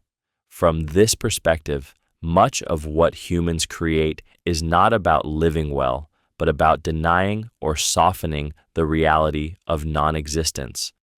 Humans are uniquely aware of their own mortality. You know that your body will fail, that your consciousness will end, and that no amount of intelligence can fully escape that outcome. That awareness produces anxiety too large to face constantly. Culture steps in as a buffer. Stories promise continuity, religions offer permanence, achievements suggest legacy. Social roles provide identity that feels larger than a single life. What makes this emotionally disturbing is how deeply this fear may shape behavior. You pursue success not just for satisfaction, but to feel significant. You defend beliefs not only because they feel true, but because they protect you from emptiness. Even love can become a shield, a way to feel anchored against impermanence. If culture is built on death fear, then many values are not neutral or noble, but compensatory. They exist to keep existential dread at a manageable distance. This does not make them false, but it makes them fragile. When belief systems crack, fear rushes back in. You continue participating in culture because opting out does not remove mortality. It only removes the stories that make it bearable. Desire may be a trap. Desire may be a trap, not a guide toward fulfillment, but a mechanism that keeps you moving without ever letting you arrive. This idea is unsettling because desire feels like direction. You trust it to tell you what matters, what to pursue, what will finally make life feel complete. But desire rarely points to satisfaction. It points to motion. Once one desire is fulfilled, another quietly takes its place, often stronger, often more urgent. Relief is brief. Want returns. What makes this emotionally disturbing is how natural this cycle feels. Desire promises resolution just ahead, convincing you that one more achievement, one more connection, one more change will be enough. But the structure of desire is not built for completion. It is built for continuation. The mind adapts quickly to gains, resetting expectations and renewing lack. From a survival perspective, this makes sense. A satisfied organism stops striving, an unsatisfied one keeps moving, acquiring, competing, reproducing. Desire keeps the system active. Fulfillment would slow it down. The trap reveals itself when you notice that peace is always postponed. You imagine rest after success, contentment after understanding, happiness after improvement. But the finish line recedes as you approach it, replaced by new standards and new absences. You continue trusting desire because ignoring it feels like stagnation or death, even as it quietly ensures that longing outpaces satisfaction, keeping you chasing states that never fully resolve into lasting peace. Truth may undermine happiness. Truth may undermine happiness, not because happiness is false, but because clarity can strip away the illusions that make it possible. This idea unsettles because truth is usually treated as a moral good, something that liberates and strengthens. You are encouraged to seek it, to face reality, to see things as they really are. Yet many of the beliefs that sustain happiness are fragile. They depend on optimism, hope, and selective attention. Truth has no obligation to preserve them. When comforting assumptions are examined too closely, they begin to fail. The belief that effort is always rewarded, that suffering has purpose, that things will work out in the end, these ideas help people endure, but they are not guaranteed. Seeing the world without these buffers can make it feel colder, less forgiving, and more indifferent. What makes this emotionally disturbing is how it places you in a dilemma. To know more is often to lose something. Awareness brings complexity, doubt, and ambiguity. You begin to notice randomness where you once saw fairness, limits where you once saw possibility, and silence where you once felt guidance. Happiness that relied on simplicity becomes harder to sustain. Truth also removes distance from uncomfortable facts. Mortality becomes unavoidable. Injustice appears structural rather than exceptional. Control feels narrower than it once did. The more clearly you see, the less room there is for comforting stories that soften the edges of existence. You continue seeking truth anyway, even as it threatens the ease of belief, because once a certain clarity is reached, returning to ignorance feels like a different kind of loss, trading comfort for a sense of honesty that refuses to fully coexist with happiness. Time will erase all significance. Time will erase all significance, no matter how meaningful something feels while it exists. This idea unsettles because significance feels durable from the inside. Moments feel important. Achievements feel earned. Love feels lasting. You act as if what happens now will continue to matter simply because it matters to you. But time does not preserve importance. It only allows things to persist briefly before they fade. Everything that feels heavy now is already moving toward irrelevance. On a human scale, time thins meaning gradually. Memories blur, names are forgotten, stories lose detail and then disappear entirely. What once defined a life becomes a footnote, then nothing at all. Even the most influential lives shrink under enough distance, reduced to abstractions or symbols detached from lived experience.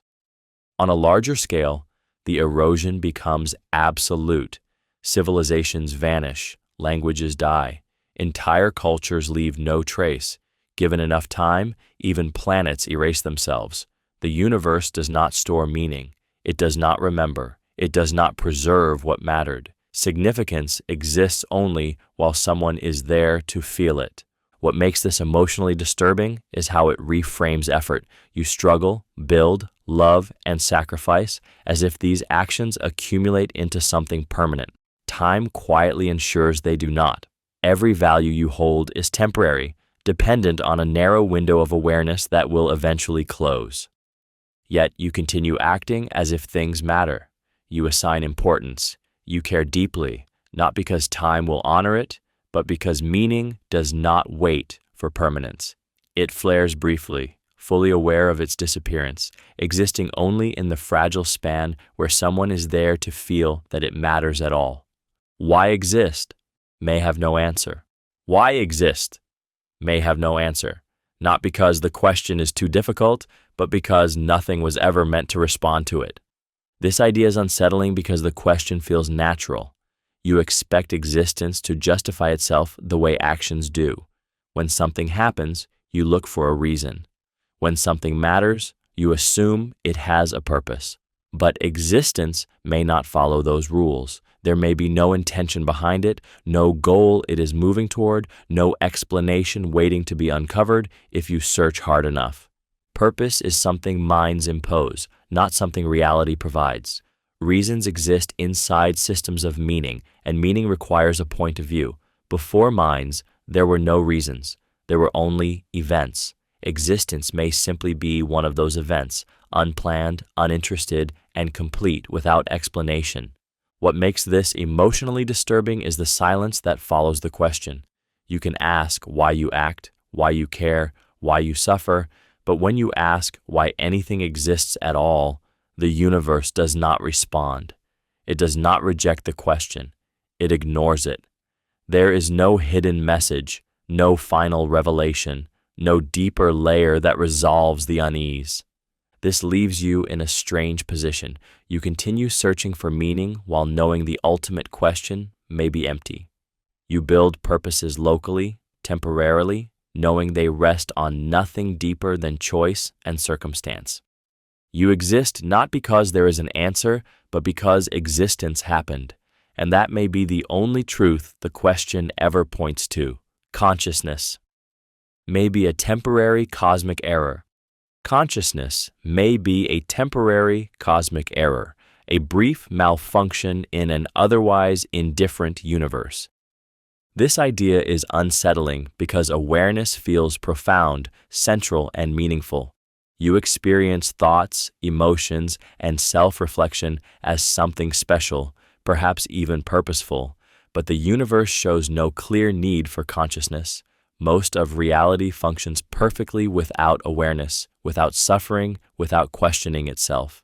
Stars burn, galaxies collide, matter organizes and dissolves without ever knowing it exists. Consciousness may have emerged accidentally, a side effect of increasing complexity rather than a goal. A nervous system that became capable of modeling the world may have crossed a threshold, producing subjective experience without any cosmic intention behind it. The universe did not ask for observers. They simply appeared. What makes this emotionally disturbing is what it implies about meaning. If consciousness is an error, then suffering is not tragic in any grand sense. It is just a byproduct of awareness existing where it never needed to. Pain, anxiety, and fear arise not because something is wrong with the universe, but because something unusual happened inside it. This also reframes your sense of importance. You may feel like a witness to reality, but reality may not care whether it is witnessed at all. Consciousness could vanish, and the universe would continue unchanged, smoother, quieter, and free of experience. You continue treating awareness as significant because it is everything to you, even though, on a cosmic scale, it may be nothing more than a brief and unnecessary deviation that will eventually correct itself. The universe might be hostile to human values. The universe might be hostile to human values, not actively cruel, but structured in ways that quietly oppose what matters most to you. This idea unsettles because your deepest values feel fundamental. You care about fairness, meaning, love, survival, and continuity. You assume, often without realizing it, that reality should at least be compatible with these concerns. Yet the universe operates by principles that do not recognize them. It favors efficiency, entropy, and scale, not justice or compassion. What appears hostile is not intention, but mismatch. Human values require stability, safety, and time. The universe offers instability, danger, and eventual decay. Stars explode without regard for life. Radiation, extinction events, and cosmic accidents erase progress without warning. Even at a smaller scale, biology rewards competition and survival over kindness. Suffering is not an error in the system. It is a byproduct of how the system works. What makes this emotionally disturbing is the implication that caring deeply may place you at odds with reality itself. To value life is to fear a universe that casually ends it. To value meaning is to exist in a cosmos that offers none. The more sensitive you are to suffering, the more exposed you become. Human morality may function like a local rebellion, a fragile layer imposed against indifferent forces. You build pockets of value in a reality that does not support them by default. Nothing guarantees these pockets will last. You continue acting as if values matter, not because the universe confirms them, but because abandoning them would mean aligning yourself fully with a reality that feels fundamentally incompatible with what it means to be human. Suffering could outweigh happiness overall. Suffering could outweigh happiness overall, not just in your life, but across all lives that have ever existed. This idea is disturbing because it challenges the quiet assumption that existence balances out, that pain is somehow compensated by joy in the end. You endure hardship believing it is offset elsewhere by pleasure, love, growth, or meaning.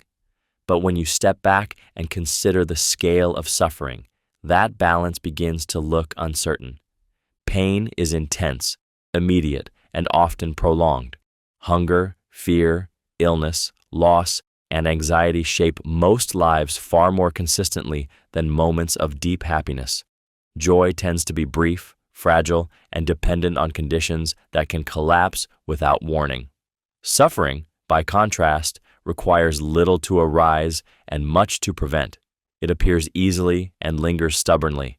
What makes this emotionally unsettling is that suffering also compounds. Trauma echoes forward. Fear reshapes behavior. Loss alters entire lifetimes. Happiness rarely has the same lasting weight. A joyful moment fades quickly, while a painful one can redefine a person. When you multiply this pattern across billions of lives, the scale tilts further. This idea also unsettles moral narratives. If suffering outweighs happiness overall, then existence itself becomes morally ambiguous. Creating life no longer clearly adds value.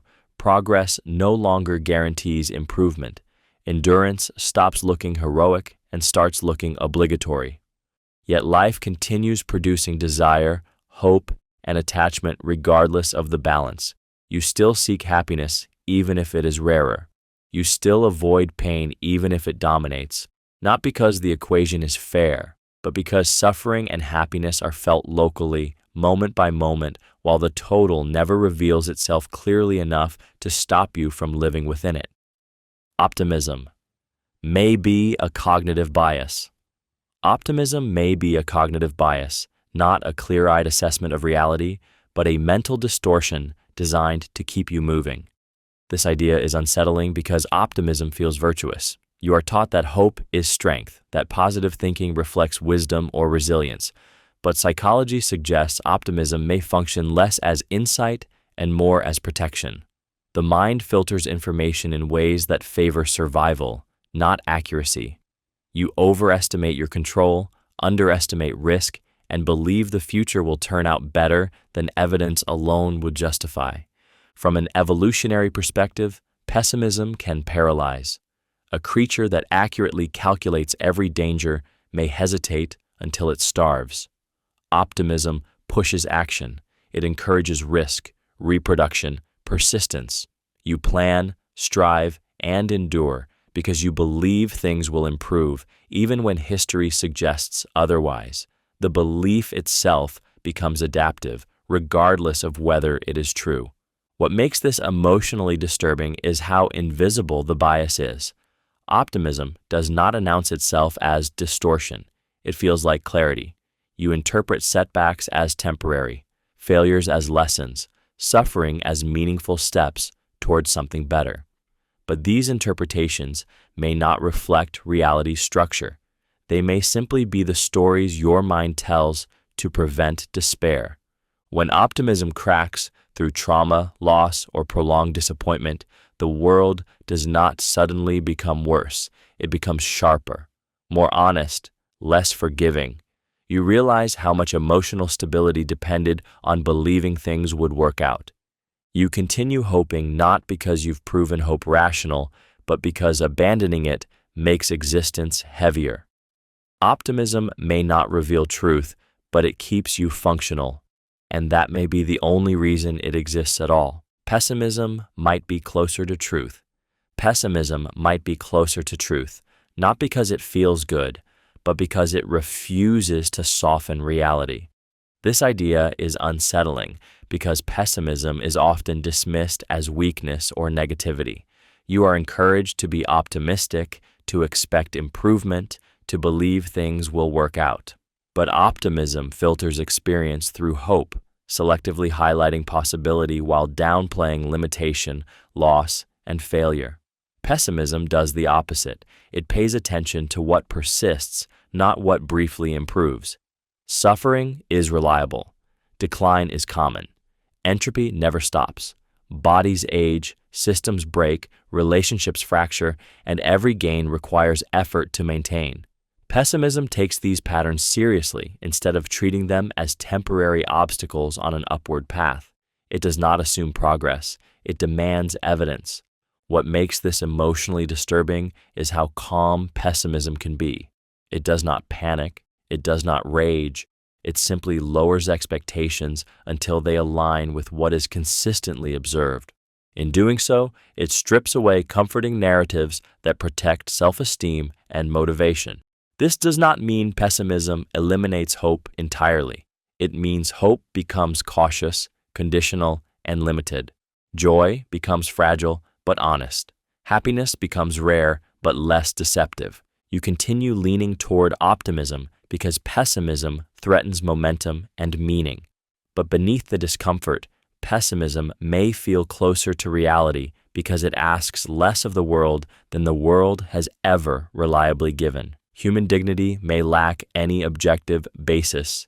Human dignity may lack any objective basis, existing not as a fact of the universe, but as an agreement humans insist on maintaining. This idea unsettles because dignity feels self-evident. It feels wrong to treat a person as expendable, interchangeable, or merely instrumental. You sense that human life has inherent worth, something that should not depend on usefulness, strength, intelligence, or success. Yet, when you look for this worth in reality itself, it is nowhere to be found. Nature does not recognize dignity. Biology values survival and reproduction, not moral worth. The universe does not mark certain beings as inviolable. It does not protect the weak, preserve fairness, or enforce respect. From a purely objective standpoint, humans are configurations of matter governed by the same laws as everything else. Nothing in those laws assigns special status. What makes this emotionally disturbing is how fragile dignity becomes under this view. If it is not grounded in objective reality, then it survives only through collective belief and enforcement. History shows how easily that belief can erode. Entire groups have been declared less worthy, less human, or disposable simply by shifting narratives and power.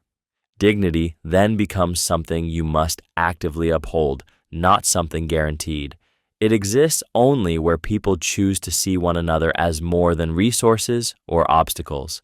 This choice can be withdrawn, ignored, or overridden. You continue to treat dignity as real, not because the universe demands it, but because without it, moral life collapses into efficiency and force, and existence becomes something measured only by utility rather than by the irreducible fact of being human. You may be morally lucky, not morally good. You may be morally lucky, not morally good, even though your actions feel chosen and your values feel earned. This idea unsettles because it reframes virtue as accident. You experience yourself as someone who makes moral decisions, resists wrongdoing, and acts with intention. But when you look closely, many of the traits you credit yourself for may come from circumstances you did not choose. Your upbringing, culture, temperament, and opportunities shaped what felt natural or unthinkable long before you ever reflected on ethics. Had you been born elsewhere, raised differently, or placed under harsher pressure, your moral behavior might look very different. The line between acting well and acting badly often depends less on character than on the situations you are exposed to. When temptation is absent, restraint looks like virtue. When power is limited, humility comes easily. When survival is secure, kindness feels affordable. What makes this emotionally disturbing is how it undermines praise and blame. If your goodness depends heavily on luck, then moral pride becomes unstable. You may not be better than those who acted cruelly. You may simply have been spared the conditions that would have revealed the same capacity in you. This idea also destabilizes judgment. Condemnation starts to feel fragile when you recognize how little separates you from the actions you criticize. You begin to see morality not as a fixed trait, but as a narrow path maintained by circumstance. You continue to act ethically not because you can be certain of your goodness, but because acting otherwise would expose how thin the line really is between who you are and who you could have been under different conditions. Circumstance may shape character more than choice. Circumstance may shape character more than choice, quietly deciding who you become long before you feel responsible for it. This idea is unsettling because it undermines the story you tell yourself about agency. You believe your character reflects decisions you made, values you chose, and principles you stood by. But when you look closely, much of who you are traces back to conditions you never controlled. The family you were born into, the culture that shaped your norms, the opportunities you encountered, and the traumas you endured all sculpted your responses before you ever had the chance to reflect. Small changes in circumstance can produce radically different people. The same person raised in safety becomes compassionate, raised in threat becomes guarded. Exposed to stability, you learn patience. Exposed to chaos, you learn survival. What feels like moral strength or weakness may simply be the outcome of repeated pressures acting on a nervous system trying to adapt. What makes this emotionally disturbing is how fragile moral judgment becomes. If character is largely circumstantial, then praise and blame lose their certainty. You might admire someone not because they chose well, but because they were lucky. You might condemn someone not because they are worse, but because they were shaped differently. Choice still exists, but it operates within narrow boundaries set by environment, biology, and history. You choose from the options you are given, with the tools you happen to have. You continue to hold yourself and others responsible because society depends on it. But beneath that necessity lies discomforting awareness. If your circumstances had been different, you might have become someone you would barely recognize. Rationality could justify cruelty. Rationality could justify cruelty, not by accident, but by design, when logic is detached from empathy. This idea is unsettling because rationality is usually treated as a moral safeguard. You are taught that thinking clearly leads to better, kinder outcomes, that reason restrains impulse and corrects excess. But rationality itself has no values. It only optimizes for goals. If the goal is efficiency, stability, survival, or progress, cruelty can become a perfectly logical step. History shows this repeatedly. When people are reduced to numbers, variables, or obstacles, suffering becomes an acceptable cost. A rational system can conclude that harming a few benefits the many, that sacrifice is necessary, that pain is justified if it serves a larger outcome. The logic can be flawless while the result is brutal. What makes this emotionally disturbing is how clean cruelty can look when reason supports it. There is no rage, no sadism, no hatred required, just calm calculation, justified harm delivered without emotion, defended with charts, principles, or long-term projections. Rational cruelty often feels more terrifying than irrational violence because it believes it is right. This idea also turns inward. You may believe your own moral positions are grounded in reason, but reason can be bent toward almost any conclusion if the premises are chosen carefully. Once empathy is treated as optional rather than foundational, rationality stops protecting others and starts evaluating them. You continue trusting rationality because abandoning it feels dangerous, even as you realize that without compassion anchoring it, reason alone can calmly argue its way toward outcomes that feel deeply, irreversibly wrong. Evil might require no intention. Evil might require no intention, no malice, and no desire to cause harm, only systems and actions allowed to run without care. This idea unsettles because you want evil to be personal. You want it to come from hatred, cruelty, or conscious choice. If harm requires intent, then it can be identified, condemned, and stopped. But much of the worst suffering in the world does not come from villains. It comes from indifference, routine, and people following rules they did not create. Systems can produce devastating outcomes without anyone feeling responsible. Bureaucracies function efficiently while obscuring accountability. Technologies optimize outcomes while ignoring consequences. Individuals perform small, seemingly harmless actions that accumulate into large-scale harm. No one chooses evil, yet evil happens anyway. What makes this emotionally disturbing is how easily ordinary behavior becomes dangerous. You do not need to hate anyone to participate in harm. You only need to comply, to look away, to prioritize convenience or obedience over attention. Evil becomes something that emerges from neglect rather than intention, from absence rather than presence. This idea removes the comfort of moral distance. If evil does not require intent, then it cannot be neatly separated from normal life. It can arise wherever thought stops, where empathy is deferred, and where responsibility dissolves into procedure. You continue acting within systems that reward efficiency over care, knowing that harm may result even when you mean well, and that the most frightening forms of evil may come not from those who wish to destroy, but from those who never stop to notice what they are enabling. Ignorance may be morally safer than knowledge. Ignorance may be morally safer than knowledge, even though knowledge is often praised as a virtue.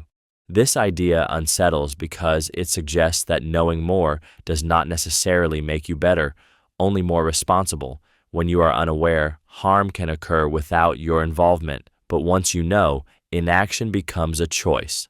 Knowledge expands the range of things you could have prevented, changed, or responded to, and with that expansion comes moral weight.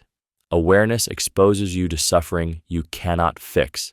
You learn about distant injustice, systemic harm, and preventable pain, yet lack the power to meaningfully intervene. The knowledge remains, demanding response without offering resolution. Ignorance shields you from this burden. It allows you to live locally, caring only about what you can touch, without the constant pressure of global responsibility. What makes this emotionally disturbing is how easily knowledge turns into guilt. Once you understand the consequences of your comfort, your consumption, or your indifference, innocence disappears. Every benefit begins to feel borrowed. Every choice becomes morally charged. You can no longer claim you didn't know. Knowledge can also enable harm. Understanding systems, psychology, or power dynamics gives you tools that can be used to manipulate, exploit, or justify cruelty. Ignorance limits what you can intentionally do wrong. In this sense, not knowing can act as a moral boundary. You continue seeking knowledge because truth feels valuable, but you also feel the quiet relief of not knowing everything. Some ignorance keeps moral life livable, not because it is good, but because carrying full awareness without full power can make goodness feel impossible to sustain. Understanding may deepen despair. Understanding may deepen despair, not because knowledge is harmful, but because clarity removes the illusions that once kept you steady. This idea is unsettling because learning is supposed to be empowering. You are taught that insight leads to control, that awareness brings freedom. But deeper understanding often does the opposite. As you see how systems truly function, how fragile meaning is, how limited agency can be, the comfort of simplicity erodes. Problems that once felt solvable reveal layers that never fully close. Understanding exposes constraints. You learn how little control individuals have over large forces, how often suffering emerges without intention, how rarely outcomes match effort. You see patterns repeat despite intelligence and goodwill. What once felt like bad luck begins to look structural. What once felt like hope begins to feel conditional. What makes this emotionally disturbing is that you cannot unsee what you've learned. Awareness does not come with an undo button. Once illusions dissolve, they rarely return in full strength. You may still function, still care, still participate, but something has shifted. Confidence becomes cautious. Belief becomes provisional. For some, understanding creates humility. For others, it creates heaviness. The more you grasp the limits of progress, morality, and reason, the harder it becomes to sustain uncomplicated optimism. You realize that many answers do not resolve tension. They merely explain why the tension persists.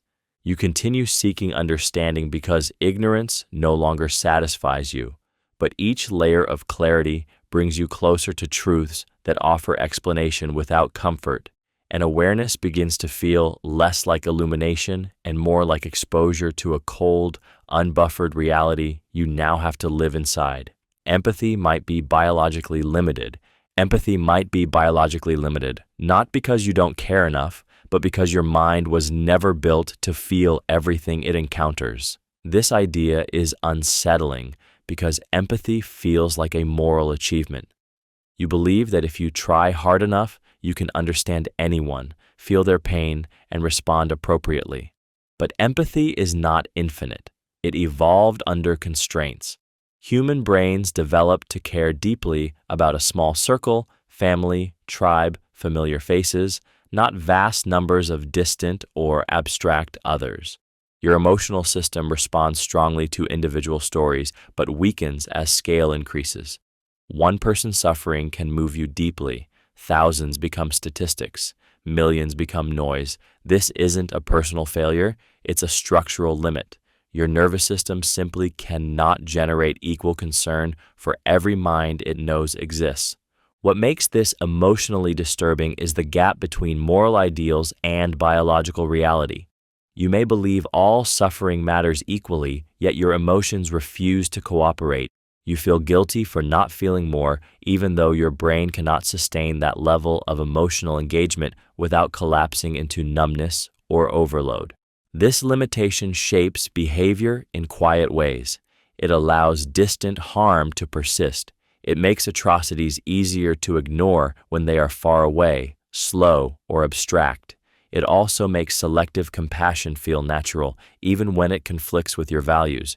You continue believing empathy can expand endlessly because that belief feels morally necessary, but beneath it lies a harder truth. Your capacity to care may be bounded, uneven, and biased by design, forcing you to navigate a world where knowing about suffering does not guarantee the ability to truly feel it. Some suffering may be beyond moral repair. Some suffering may be beyond moral repair, not because no one cares, but because no response can truly reach what was taken. This idea unsettles because morality is often framed as restorative. We believe harm can be compensated, healed, forgiven, or balanced by justice. Apologies are offered, punishments are given, narratives of growth and meaning are constructed. These responses help us believe that no suffering is final, that nothing is irredeemably broken. Yet some experiences leave damage that cannot be undone or integrated.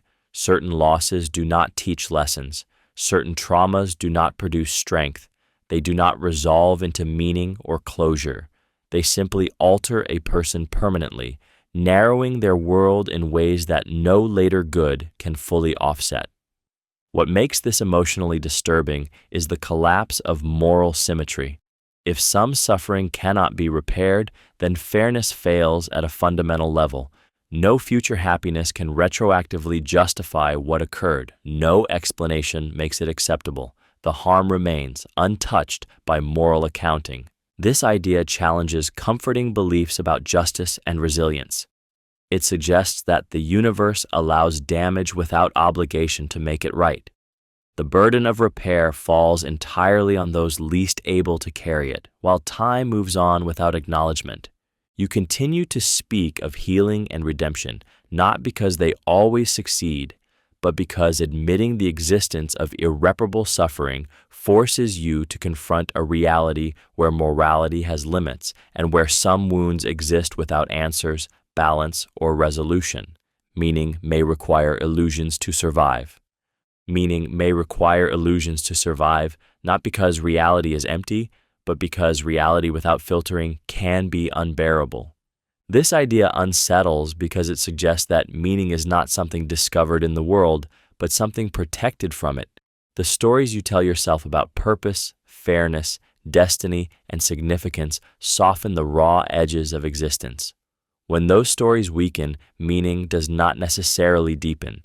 It often thins, losing its emotional grip even as understanding increases. Illusions give structure. They turn randomness into narrative, coincidence into intention, and survival into purpose. Believing your efforts matter in some lasting way allows you to invest energy, care, and sacrifice without being crushed by uncertainty. Without these interpretive layers, actions begin to feel arbitrary, values feel chosen rather than grounded, and motivation starts to erode. What makes this emotionally unsettling is recognizing how fragile meaning becomes under full honesty. When you strip away comforting assumptions about progress, justice, permanence, or cosmic concern, what remains may still be true, but less livable. The mind seems to require a certain amount of selective blindness to function without despair. This does not mean illusions are lies in the ordinary sense. They are often shared frameworks that make life coherent enough to inhabit. They do not need to be literally true to be psychologically effective. Their role is not accuracy, but endurance. You continue to defend certain beliefs not because you are fooled, but because without them, meaning risks collapsing into something you can explain clearly, yet struggle to feel. Illusion becomes less an enemy of truth and more a quiet scaffold holding experience together just enough to keep you moving. Self-knowledge could be impossible. Self-knowledge could be impossible, not because you haven't looked hard enough, but because the thing doing the looking can never fully see itself. This idea is unsettling because you assume that, if nothing else, you should at least be able to know who you are. Your thoughts feel close, immediate, familiar. You believe that with enough reflection, honesty, or insight, you can uncover your true motives, values, and nature. But every act of self-examination is filtered through the very mind you are trying to understand. You observe yourself using the same system that generates your thoughts, biases, and blind spots. The moment you ask why you acted a certain way, the answer is shaped by memory, emotion, and self-protection. You explain yourself in ways that feel coherent, but coherence is not accuracy. Much of what drives you operates below awareness. Habits formed before language, emotional patterns laid down before reflection, instincts that rational thought only interprets after the fact. What makes this emotionally disturbing is how convincing self-understanding feels. When you explain yourself, it feels like clarity. When you justify a decision, it feels honest. But those explanations may be narratives constructed to preserve a stable identity rather than reveal the truth. You may never know whether you are kind because you value others or because it keeps you safe. You may never know whether your beliefs are chosen or inherited. Even your attempts to be brutally honest are shaped by limits you cannot step outside. There is no external vantage point from which to compare your self-image with what you actually are. You keep searching inward because not searching feels worse. You build a working version of yourself and live as if it's accurate, knowing that the person you believe you are may be only the most believable story your mind knows how to tell. You may never know who you truly are. You may never know who you truly are, not because you haven't looked hard enough, but because there may be no fixed self to uncover. This idea is unsettling because self-knowledge feels like a reachable goal. You reflect, analyze, remember, and assume that with enough honesty you can arrive at something solid, a core identity that explains your actions and desires. But every attempt to observe yourself is filtered through the very mind you are trying to understand. The observer and the observed are the same, distorting each other endlessly. Your personality shifts with context. You speak differently depending on who is listening. Your values bend under pressure. Your reactions surprise you. Even your deepest convictions can dissolve after a single experience, leaving you wondering how certain you ever were. The version of yourself you recognize today may feel foreign a decade from now, yet each version felt authentic at the time. What makes this emotionally disturbing is how much meaning depends on self-understanding. You make life choices based on who you think you are. Careers, relationships, and identities are built on that assumption. But if the self is fluid, constructed moment by moment, then those decisions rest on something unstable. Memory complicates this further. You interpret your past selectively, highlighting traits that fit your current story while ignoring contradictions. Introspection doesn't reveal a neutral truth. it edits one. Even your reasons for acting can be invented after the fact, convincing you that you understood yourself all along. You continue searching for a true self because uncertainty feels unbearable, even though what you call you may be nothing more than a shifting perspective trying to recognize itself in motion. Memory might betray identity. Memory might betray identity, not by failing outright, but by quietly reshaping who you believe you are. This idea unsettles because memory feels like the backbone of the self. You believe you are the same person over time because you remember being that person. Your values, relationships, and sense of continuity depend on recalling a past that feels stable and personal.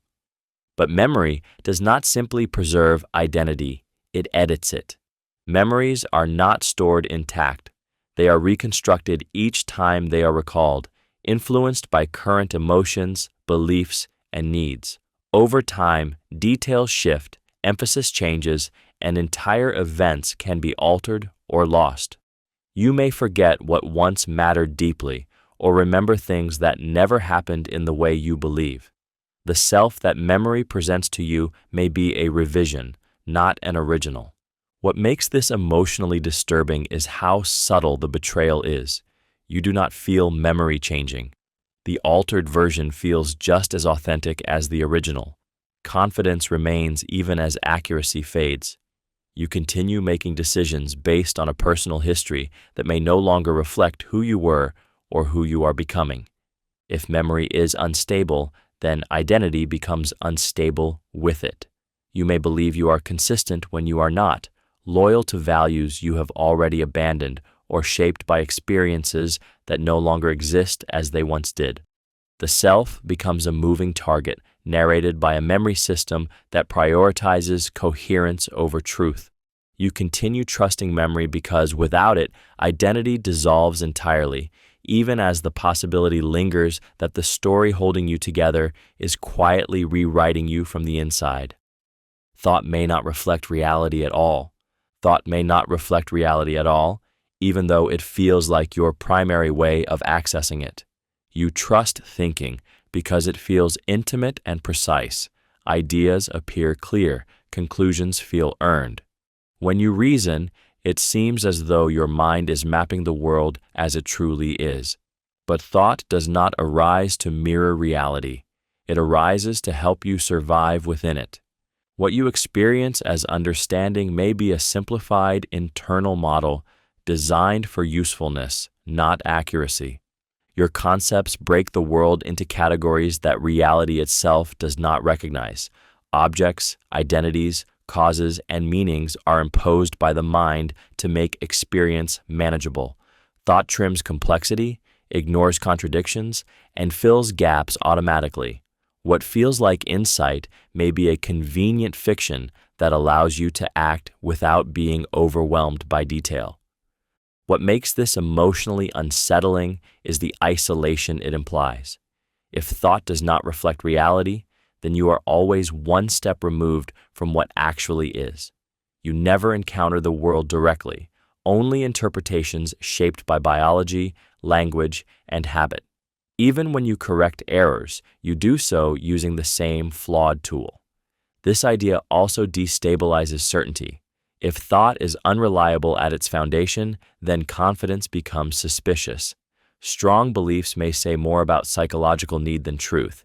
Disagreement stops being a clash of views and starts looking like different survival strategies colliding. You continue thinking because there is no alternative. Doubting thought requires thought. So you move through reality guided by internal models that feel coherent and convincing, while quietly suspecting that whatever the world is beyond them may be far stranger than anything your mind can represent. Language might trap, rather than liberate thought. Language might trap rather than liberate thought, shaping what you can think instead of simply expressing it. This idea is unsettling because language feels like freedom. Words allow you to reflect, explain, remember, and connect. They feel like tools you control. But the moment you try to think without words, you notice the walls. Concepts blur. Nuance slips away. Most of your thinking arrives already packaged in familiar phrases, categories, and labels you did not invent. Language divides the world into boxes long before you examine it. It tells you where one thing ends and another begins. It gives you names that feel natural, even when the boundaries they draw are arbitrary. Once something is named, it becomes easier to think about, but harder to think beyond. You stop noticing what does not fit the words you have. What makes this emotionally disturbing is how invisible the trap is. Language feels neutral, but it carries assumptions from the cultures and histories that shaped it. Some ideas become easy to express, others awkward or unsayable. You may feel confusion or discomfort, not because your thoughts are unclear, but because your language has no room for them. Even questioning language must be done in language. Every attempt to escape its influence uses the very system that imposes the limits. You can stretch words, redefine them, or invent new ones, but you never step outside the structure entirely. You continue thinking in language because there is no alternative. It gives shape to your inner life while quietly constraining it, and you may never know which of your thoughts are truly yours, and which are simply the paths language makes easiest to walk. Consciousness may amplify suffering. Consciousness may amplify suffering, turning pain into something deeper, longer, and harder to escape. This idea is unsettling because awareness is often treated as a gift. You value self-reflection, imagination, and understanding as signs of advancement. But consciousness does not merely experience pain, it replays it, anticipates it, and gives it meaning. A physical sensation becomes suffering when the mind attaches fear, memory, and narrative to it. An unconscious organism feels pain and reacts. A conscious one remembers past pain, imagines future pain, and worries about what the pain says about itself. Anxiety extends suffering into the future. Regret drags it into the past. Rumination keeps it alive long after the original cause has faded. Awareness multiplies impact. What makes this emotionally disturbing is how inescapable it feels. You cannot simply turn off reflection without losing what makes you human. The same mind that allows love, creativity, and insight also creates dread, shame, and existential fear. The depth of joy may be inseparable from the depth of suffering. Consciousness also makes pain personal. It is not just something happening, it is something happening to you. Identity wraps around experience, making loss feel permanent and threat feel intimate. Meaning intensifies everything, including harm. You continue valuing consciousness because it defines your existence, even as it ensures that suffering is not limited to moments of damage, but spreads across memory, imagination, and self-awareness, echoing far beyond the original wound. Intelligence could be a liability. Intelligence could be a liability, not because thinking is wrong, but because understanding exposes you to burdens that ignorance never carries. This idea unsettles because intelligence is usually treated as an advantage, a trait that increases control, freedom, and success. Yet greater cognitive ability often brings heightened awareness of risk, limitation, and uncertainty. You see more consequences, more failure points, more ways things can go wrong. Where others act easily, you hesitate. With intelligence comes pattern recognition, and with it, the ability to anticipate loss before it arrives. You recognize trends that lead to collapse. You notice inconsistencies in comforting beliefs. You become aware of how fragile systems are, how temporary stability can be, how narrow the margins really are. This awareness does not necessarily grant power to change outcomes. Often, it only grants clarity. What makes this emotionally disturbing is how intelligence can undermine motivation. When you see how little control individuals truly have, effort can feel symbolic rather than effective. When you understand randomness and structural limits, optimism becomes harder to sustain. The stories that once energized you may no longer convince you. Intelligence can also isolate. Complex thoughts are difficult to share without distortion. Others may avoid uncomfortable insights or dismiss them as negativity. You learn to self-censor, not because you are wrong, but because clarity can disrupt social harmony. You continue thinking deeply because you cannot unsee what you have seen, even as awareness increases vulnerability, turning intelligence into something that sharpens pain, doubt, and responsibility rather than providing the relief it promises. Reason may erode all comforting beliefs. Reason may erode all comforting beliefs, not by attacking them directly, but by slowly dissolving the foundations that made them feel secure. At first, reason feels like protection. It promises clarity, consistency, and freedom from deception. You apply it to beliefs, hoping to strengthen them, to make what you rely on more stable. But reason does not preserve what feels good. It preserves what survives scrutiny. As it works, familiar certainties begin to thin. Explanations replace mysteries. Mechanisms replace meaning. What once felt given starts to look contingent. Comforting beliefs often depend on assumptions left unexamined. They rely on purpose, fairness, permanence, or special significance. Reason asks why these should be true and refuses answers that appeal only to comfort. With each question, emotional shelter weakens. Beliefs that once grounded you start to feel provisional, upheld by habit rather than necessity. What makes this emotionally unsettling is the asymmetry. Reason can dismantle comfort far more effectively than it can replace it. It exposes flaws without offering substitutes that feel equally sustaining. You may arrive at explanations that are cleaner, more consistent, and less livable. Understanding increases while reassurance disappears. This creates a quiet tension. To stop reasoning feels dishonest. To continue feels costly. You notice that some beliefs remain comforting precisely because they have not been fully examined. Yet once reason has touched them, you cannot return to innocence. You continue using reason because abandoning it would feel like self-deception. But with every belief it refines or removes, comfort becomes something you must consciously rebuild. Knowing it rests on foundations, reason itself may eventually wear away. Happiness could be incompatible with truth. Happiness could be incompatible with truth, not because truth is cruel by nature, but because it strips away the illusions that make happiness possible. This idea is unsettling because happiness feels like something understanding should improve. You assume that seeing the world clearly will make life richer, more meaningful, more secure, but clarity often removes comfort. As understanding deepens, simple narratives collapse. Certainty erodes. The future looks less guided, less fair, less forgiving than you once believed. Many sources of happiness rely on distortion. You overestimate how much control you have. You believe your life has a coherent arc. You assume your efforts will be rewarded in proportion to their worth. You trust that things tend to work out.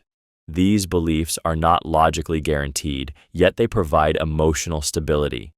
When they weaken, happiness often weakens with them.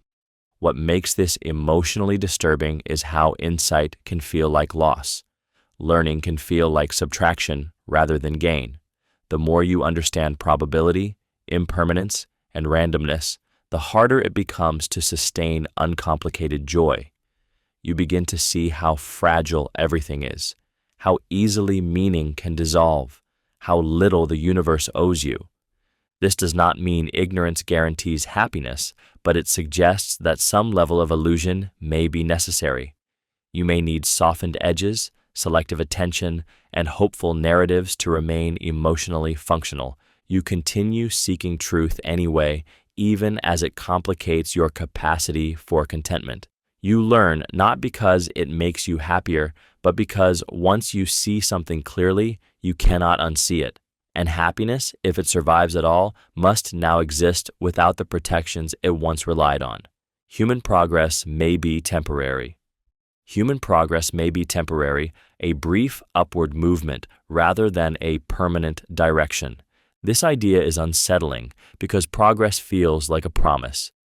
You are taught that knowledge accumulates, morality improves, and societies move forward over time. Each generation assumes it stands on firmer ground than the last. But history does not move in a straight line. It rises, collapses, resets, and forgets. Civilizations advance, decay, and vanish, often taking their values with them. Technological progress can accelerate while moral progress stalls or reverses. Tools improve, but wisdom does not necessarily keep pace. Increased power magnifies both care and cruelty. What looks like advancement may simply be complexity growing faster than restraint. What makes this emotionally disturbing is how fragile progress becomes under pressure. War, scarcity, fear, or instability can strip away norms in moments. Principles once treated as unbreakable quickly become negotiable. Systems that took centuries to build can unravel in years, sometimes in days. This idea also challenges generational confidence. The values you assume are permanent may survive only as long as conditions allow them to. Comfort makes compassion easier. Stability allows patience. When those disappear, progress may not hold. You continue believing in forward movement because the alternative feels like despair. But beneath that belief lies the quieter realization that progress may not be a destination, only a temporary state sustained by circumstances that cannot be guaranteed to last. Civilization might be a fragile accident. Civilization might be a fragile accident, not the inevitable result of progress, but a temporary alignment of conditions that could easily dissolve. This idea unsettles because modern life feels stable, engineered, and permanent. Cities stand tall. Systems run daily. Knowledge accumulates, and technology advances with confidence. It feels as though humanity has climbed out of chaos and secured its place. Yet this stability depends on delicate chains of cooperation, resources, and trust that are far thinner than they appear. History shows how quickly complexity can collapse. Wars, plagues, environmental shifts, and economic failures have erased centuries of development in remarkably short time spans. Civilization does not fail all at once. It fractures quietly, system by system, until what once felt unbreakable becomes impossible to maintain. Order gives way not to dramatic endings, but to gradual erosion. What makes this emotionally disturbing is how little separates modern life from its absence. Food distribution, electricity, healthcare, and communication all rely on constant coordination. Most people cannot sustain themselves without these networks. Remove a few links and comfort becomes scarcity, predictability becomes improvisation. Civilization also depends on shared belief. Laws, money, and institutions function because people agree they do. When trust erodes, these structures lose their force. No physical law keeps them intact. You continue participating as if civilization is a given, even as the possibility lingers that it exists only because circumstances allow it to, and that beneath the appearance of permanence lies something temporary, vulnerable, and far closer to collapse than daily life suggests. Chaos may be the default state of reality. Chaos may be the default state of reality, with order appearing only briefly, locally, and by accident. This idea is unsettling because order feels fundamental. You wake up expecting the world to behave consistently. Causes lead to effects. Patterns repeat. Structure seems baked into existence.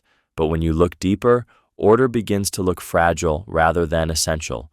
It requires constant maintenance, narrow conditions, and precise balances. The moment those conditions loosen, disorder rushes in effortlessly. Chaos does not need explanation. It arises naturally when systems are left alone.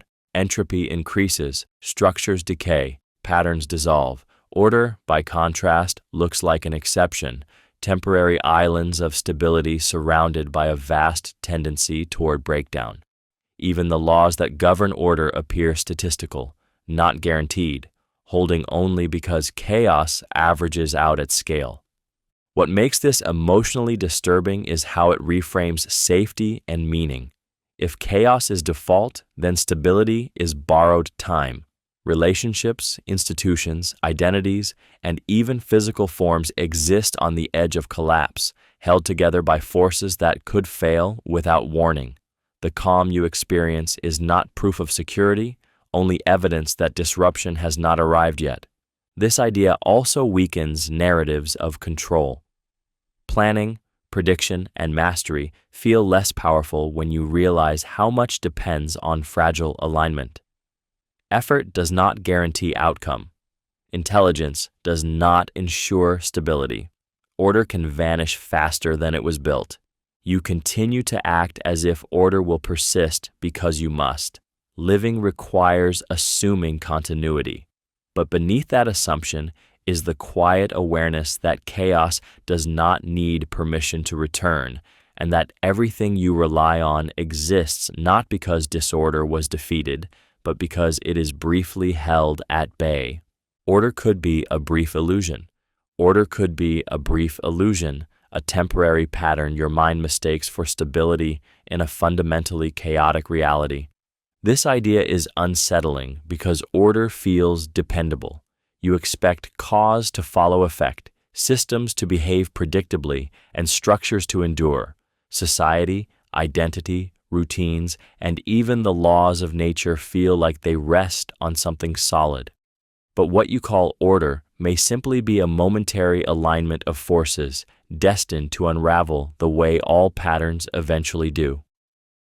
In nature, order emerges briefly and then dissolves. Stars burn out, species vanish, civilizations rise and collapse.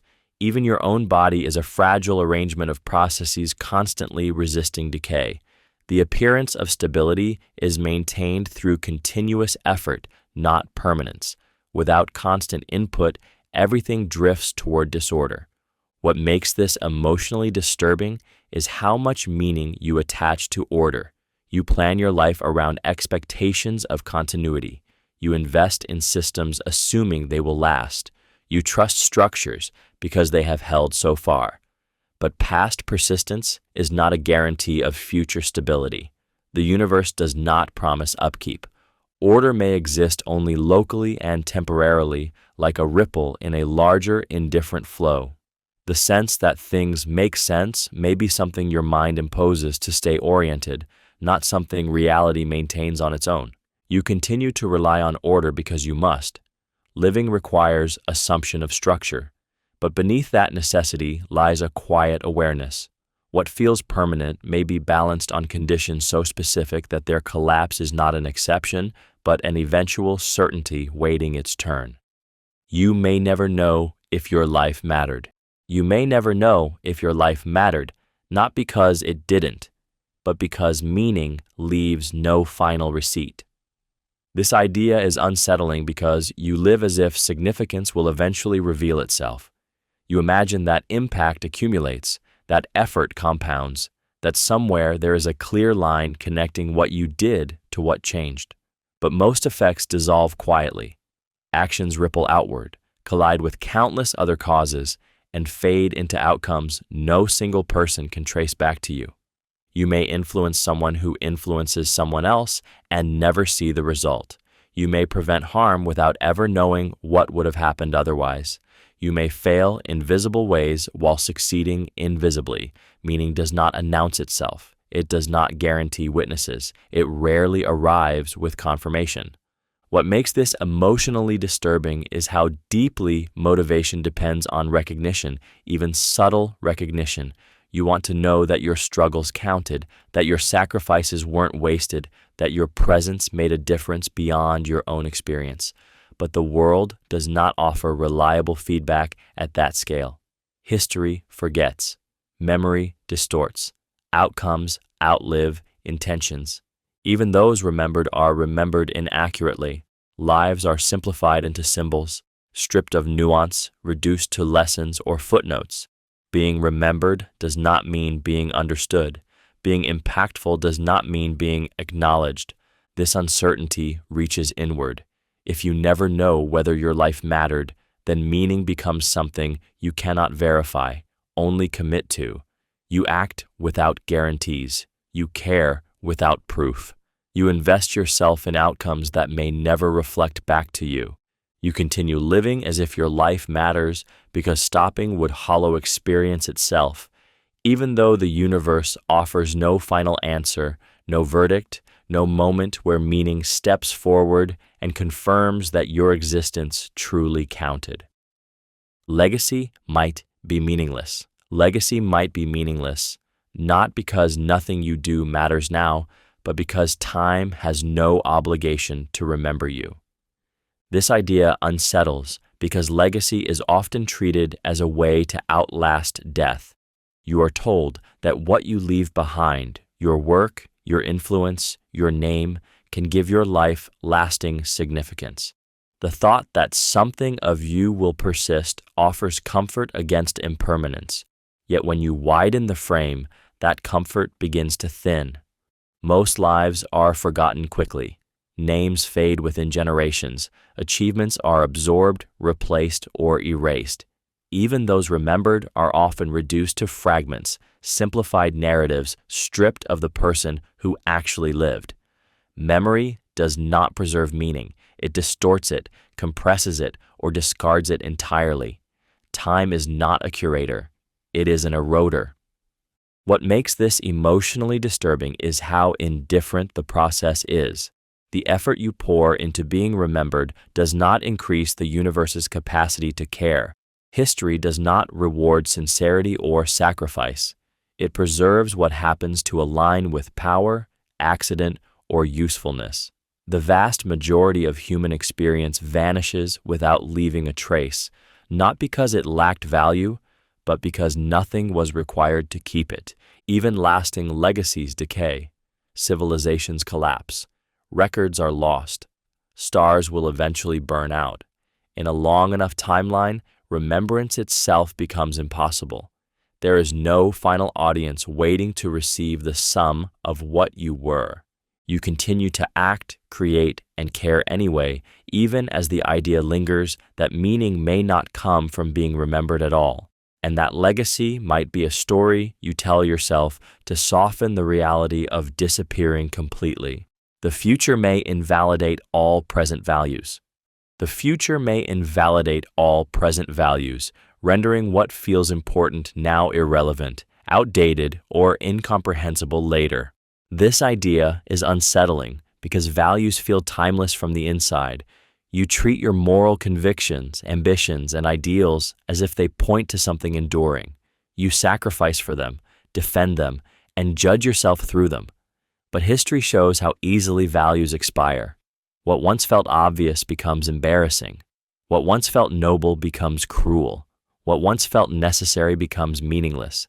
Values are shaped by conditions. They emerge from environments, technologies, power structures, and shared fears. As those conditions change, the values anchored to them lose their grip. Practices once considered moral become atrocities. Beliefs once seen as progressive become naive. The future does not argue with the past, it simply replaces it. What makes this emotionally disturbing is the instability it introduces into commitment. You act today as if your choices matter in a lasting sense, yet they may only make sense within a narrow window of time. The effort you invest, the principles you uphold, the causes you defend may be judged as misguided or irrelevant by those who come after you.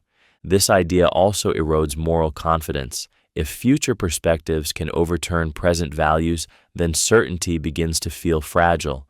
You may not be wrong because you are immoral, but because you are early. Or you may be wrong because you are late. There is no neutral position outside time from which to validate your values. You continue living by present standards, not because they are guaranteed to endure, but because you have no access to future ones. You commit knowing your commitments may not survive you, carrying values that feel urgent now, even as time quietly prepares to outgrow them. Existence may lack justification. Existence may lack justification, not because the reason is hidden, but because there was never a reason to begin with. This idea is unsettling because you instinctively search for explanations. When something happens, you ask why. When something persists, you assume it must be supported by a purpose or necessity. Existence feels like it should be answerable in the same way, as if being here requires permission, logic, or intent. But existence may not be the kind of thing that can be justified at all. Justification only makes sense within systems. Actions are justified by goals. Rules are justified by outcomes. Beliefs are justified by evidence. But existence is not an action. It is not pursuing anything. It may simply be the brute fact from which all other questions arise. Asking why it exists may be like asking why there is something rather than nothing, and discovering that nothing was never an alternative that needed rejecting. What makes this emotionally disturbing is the collapse of reassurance.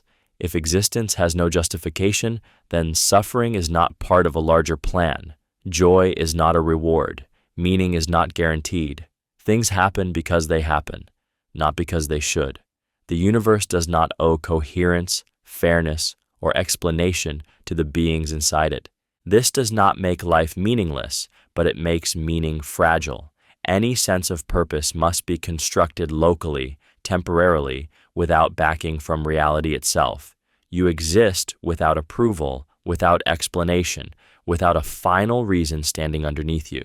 You continue living anyway, not because existence makes sense, but because you are already here. And whatever meaning emerges must do so without the comfort of knowing it was ever justified in the first place.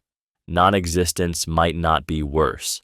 Non-existence might not be worse, even though every instinct you have tells you that it must be. This idea is unsettling because existence feels like the baseline against which everything else is measured. To exist is to feel, to want, to fear loss.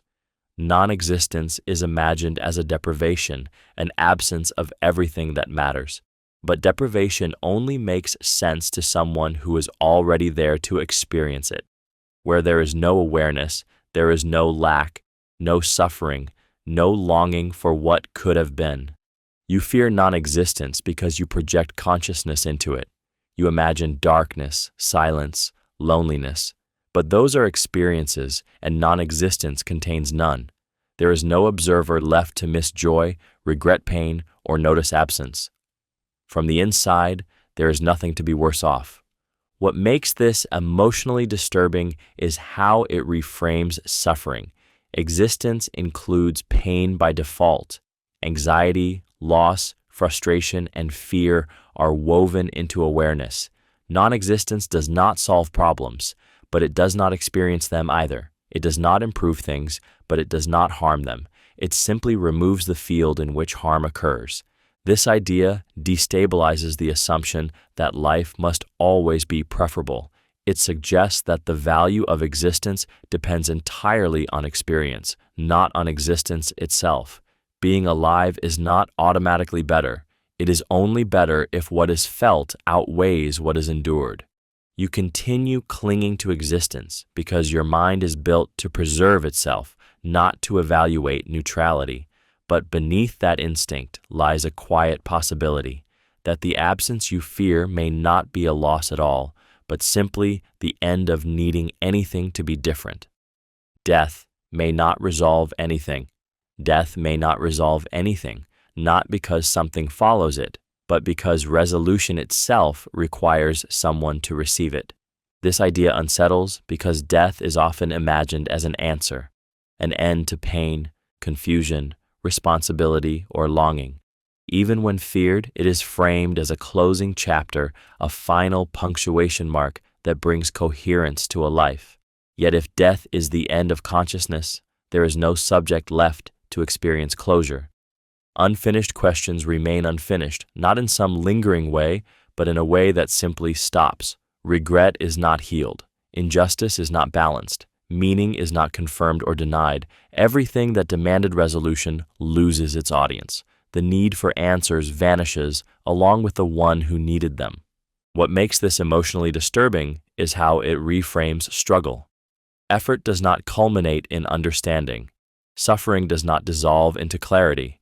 If death erases awareness, then nothing about life is retroactively justified. The narrative you build never receives its conclusion. It simply cuts off mid-thought. This idea strips death of consolation. It is not peace because peace is felt. It is not rest because rest implies relief. It is not escape because escape requires arrival somewhere else. Death becomes absence without compensation.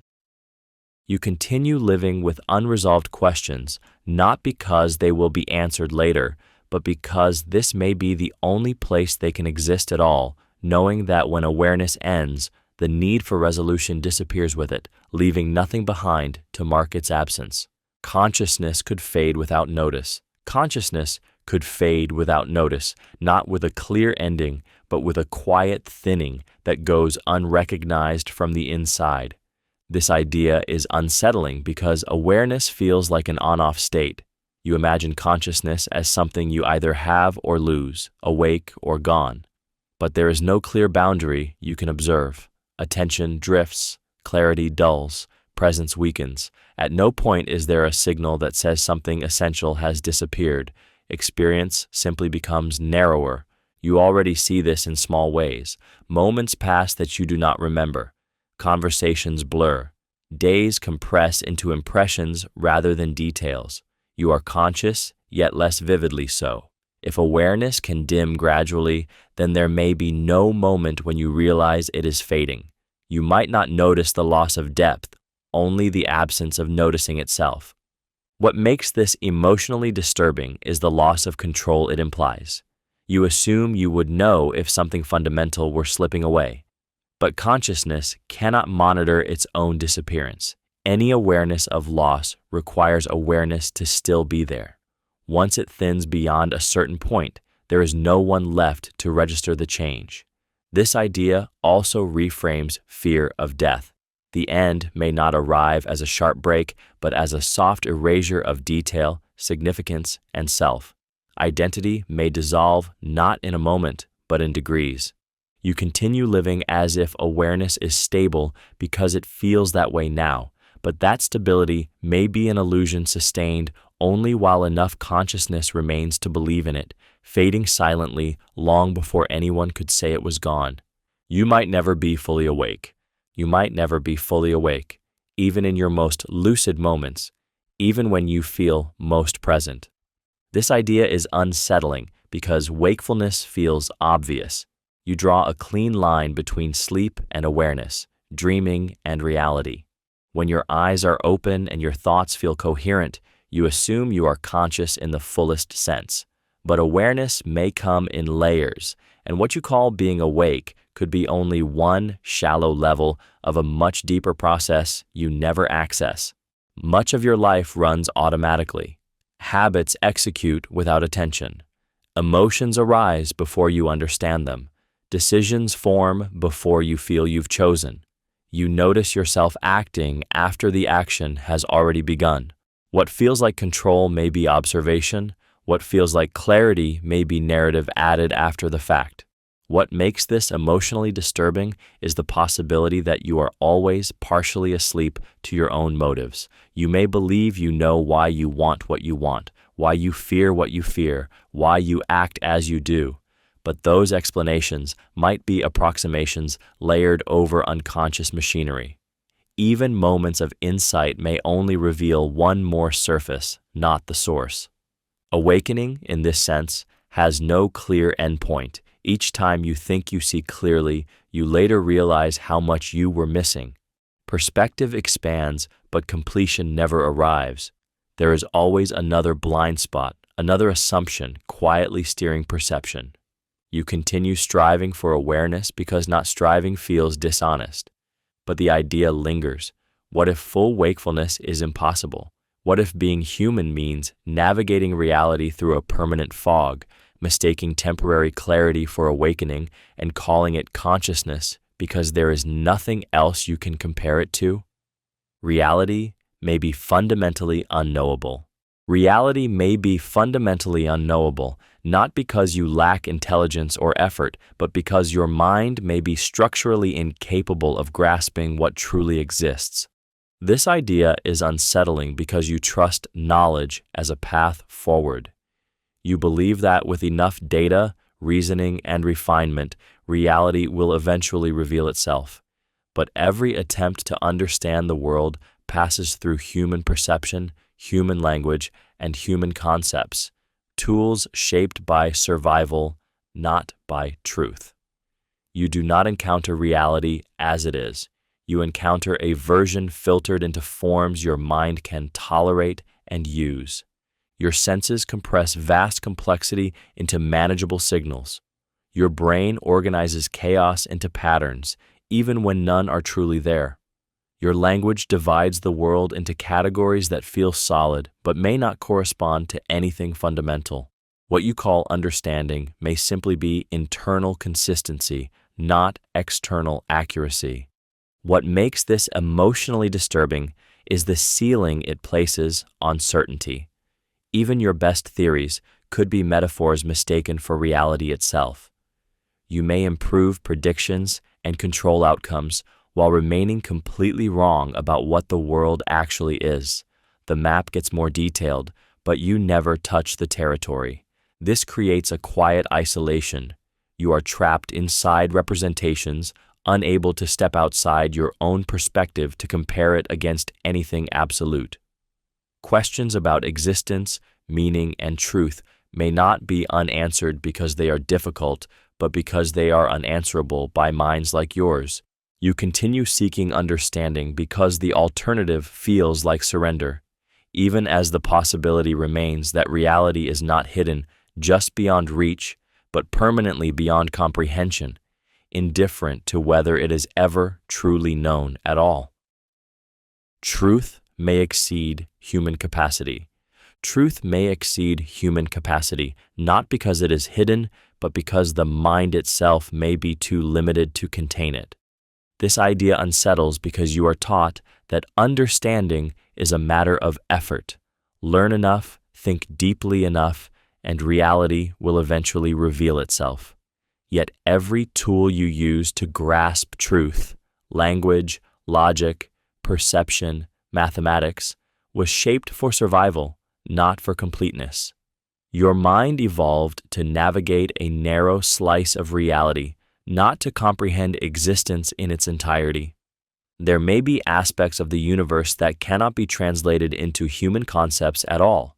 Just as animals cannot understand algebra, there may be structures, dimensions, or truths that lie permanently outside your cognitive range. You would not recognize them as mysteries, because recognizing a mystery already requires the capacity to frame it. What makes this emotionally disturbing is the ceiling it places on inquiry. You may reach a point where questions no longer yield answers, not because you failed, but because your mind cannot go further. Curiosity runs into silence. Insight gives way to incomprehension. The limits are not external barriers, but internal ones. This challenges the comforting belief that meaning is waiting to be uncovered. Some truths may exist without ever being known, not temporarily, but forever. Human understanding becomes provincial, local, incomplete by design. You continue searching anyway, driven by the need to know, even as the possibility lingers that the most fundamental aspects of reality will remain inaccessible, not because they are secret, but because you were never built to see them, leaving truth vast, indifferent, and partially unreachable by any human mind. Philosophy may worsen the human condition. Philosophy may worsen the human condition, not by providing false answers, but by dissolving the illusions that once made life tolerable. This idea unsettles because philosophy is often framed as liberation. You are taught that questioning assumptions leads to clarity, freedom, and wisdom. But sustained philosophical inquiry rarely ends with comfort. It strips away certainties, destabilizes values, and exposes how little ground there is beneath the beliefs that quietly supported daily life. Many philosophical insights do not replace old meanings with stronger ones. They replace them with ambiguity. Moral rules become contingent. Purpose becomes constructed. Identity becomes unstable. What once felt solid turns provisional. The mind becomes better at seeing cracks than at sealing them.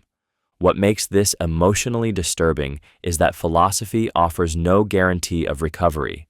Once a belief is dismantled, you cannot always return to it sincerely. You may still act as if it holds, but the innocence is gone. Meaning begins to feel fragile, something you manage rather than inhabit. Awareness increases while certainty thins. Philosophy also widens suffering. It forces you to confront problems that action cannot solve: mortality, absurdity, injustice without remedy. You become aware of limitations that effort cannot overcome. This awareness does not necessarily improve your life. It often deepens unease. You continue thinking because not thinking feels dishonest, yet each layer of understanding may distance you further from the ease of unexamined living. Philosophy sharpens perception while dulling comfort, leaving you more awake to the structure of existence, but less protected from what that structure implies. Reflection might paralyze action. Reflection might paralyze action, turning awareness into a quiet force that stops movement instead of guiding it. This idea is unsettling because reflection feels like progress. You are taught that thinking before acting is wisdom, that examining motives leads to better choices, that understanding yourself makes life clearer. But there is a point where reflection stops being illumination and becomes friction. Every option opens into consequences. Every consequence branches into further doubts, and the simple act of choosing begins to feel irresponsible. As reflection deepens, certainty thins. You see competing values instead of clear priorities. You recognize how limited your information is, how biased your perspective might be, how unintended harm can follow even well-intentioned actions. What once felt like a decision now feels like a gamble you cannot justify. Action starts to feel reckless, while inaction feels safer, cleaner, less guilty. What makes this emotionally disturbing is how invisible the paralysis is. From the outside, it looks like caution or thoughtfulness. From the inside, it feels like being stuck inside a loop of understanding that never resolves. You know too much to act confidently, but not enough to act wisely. Every step forward feels premature. Every pause feels rational. Reflection can erode instinct. It interrupts momentum. It replaces impulse with analysis and analysis with doubt. Eventually, even small actions feel heavy, burdened with significance they may not deserve. You still want to move, to choose, to live, but awareness keeps whispering alternatives, risks, and contradictions, and you begin to wonder whether some forms of understanding are not tools for living at all, but weights that make movement feel unjustifiable, even when standing still costs you just as much.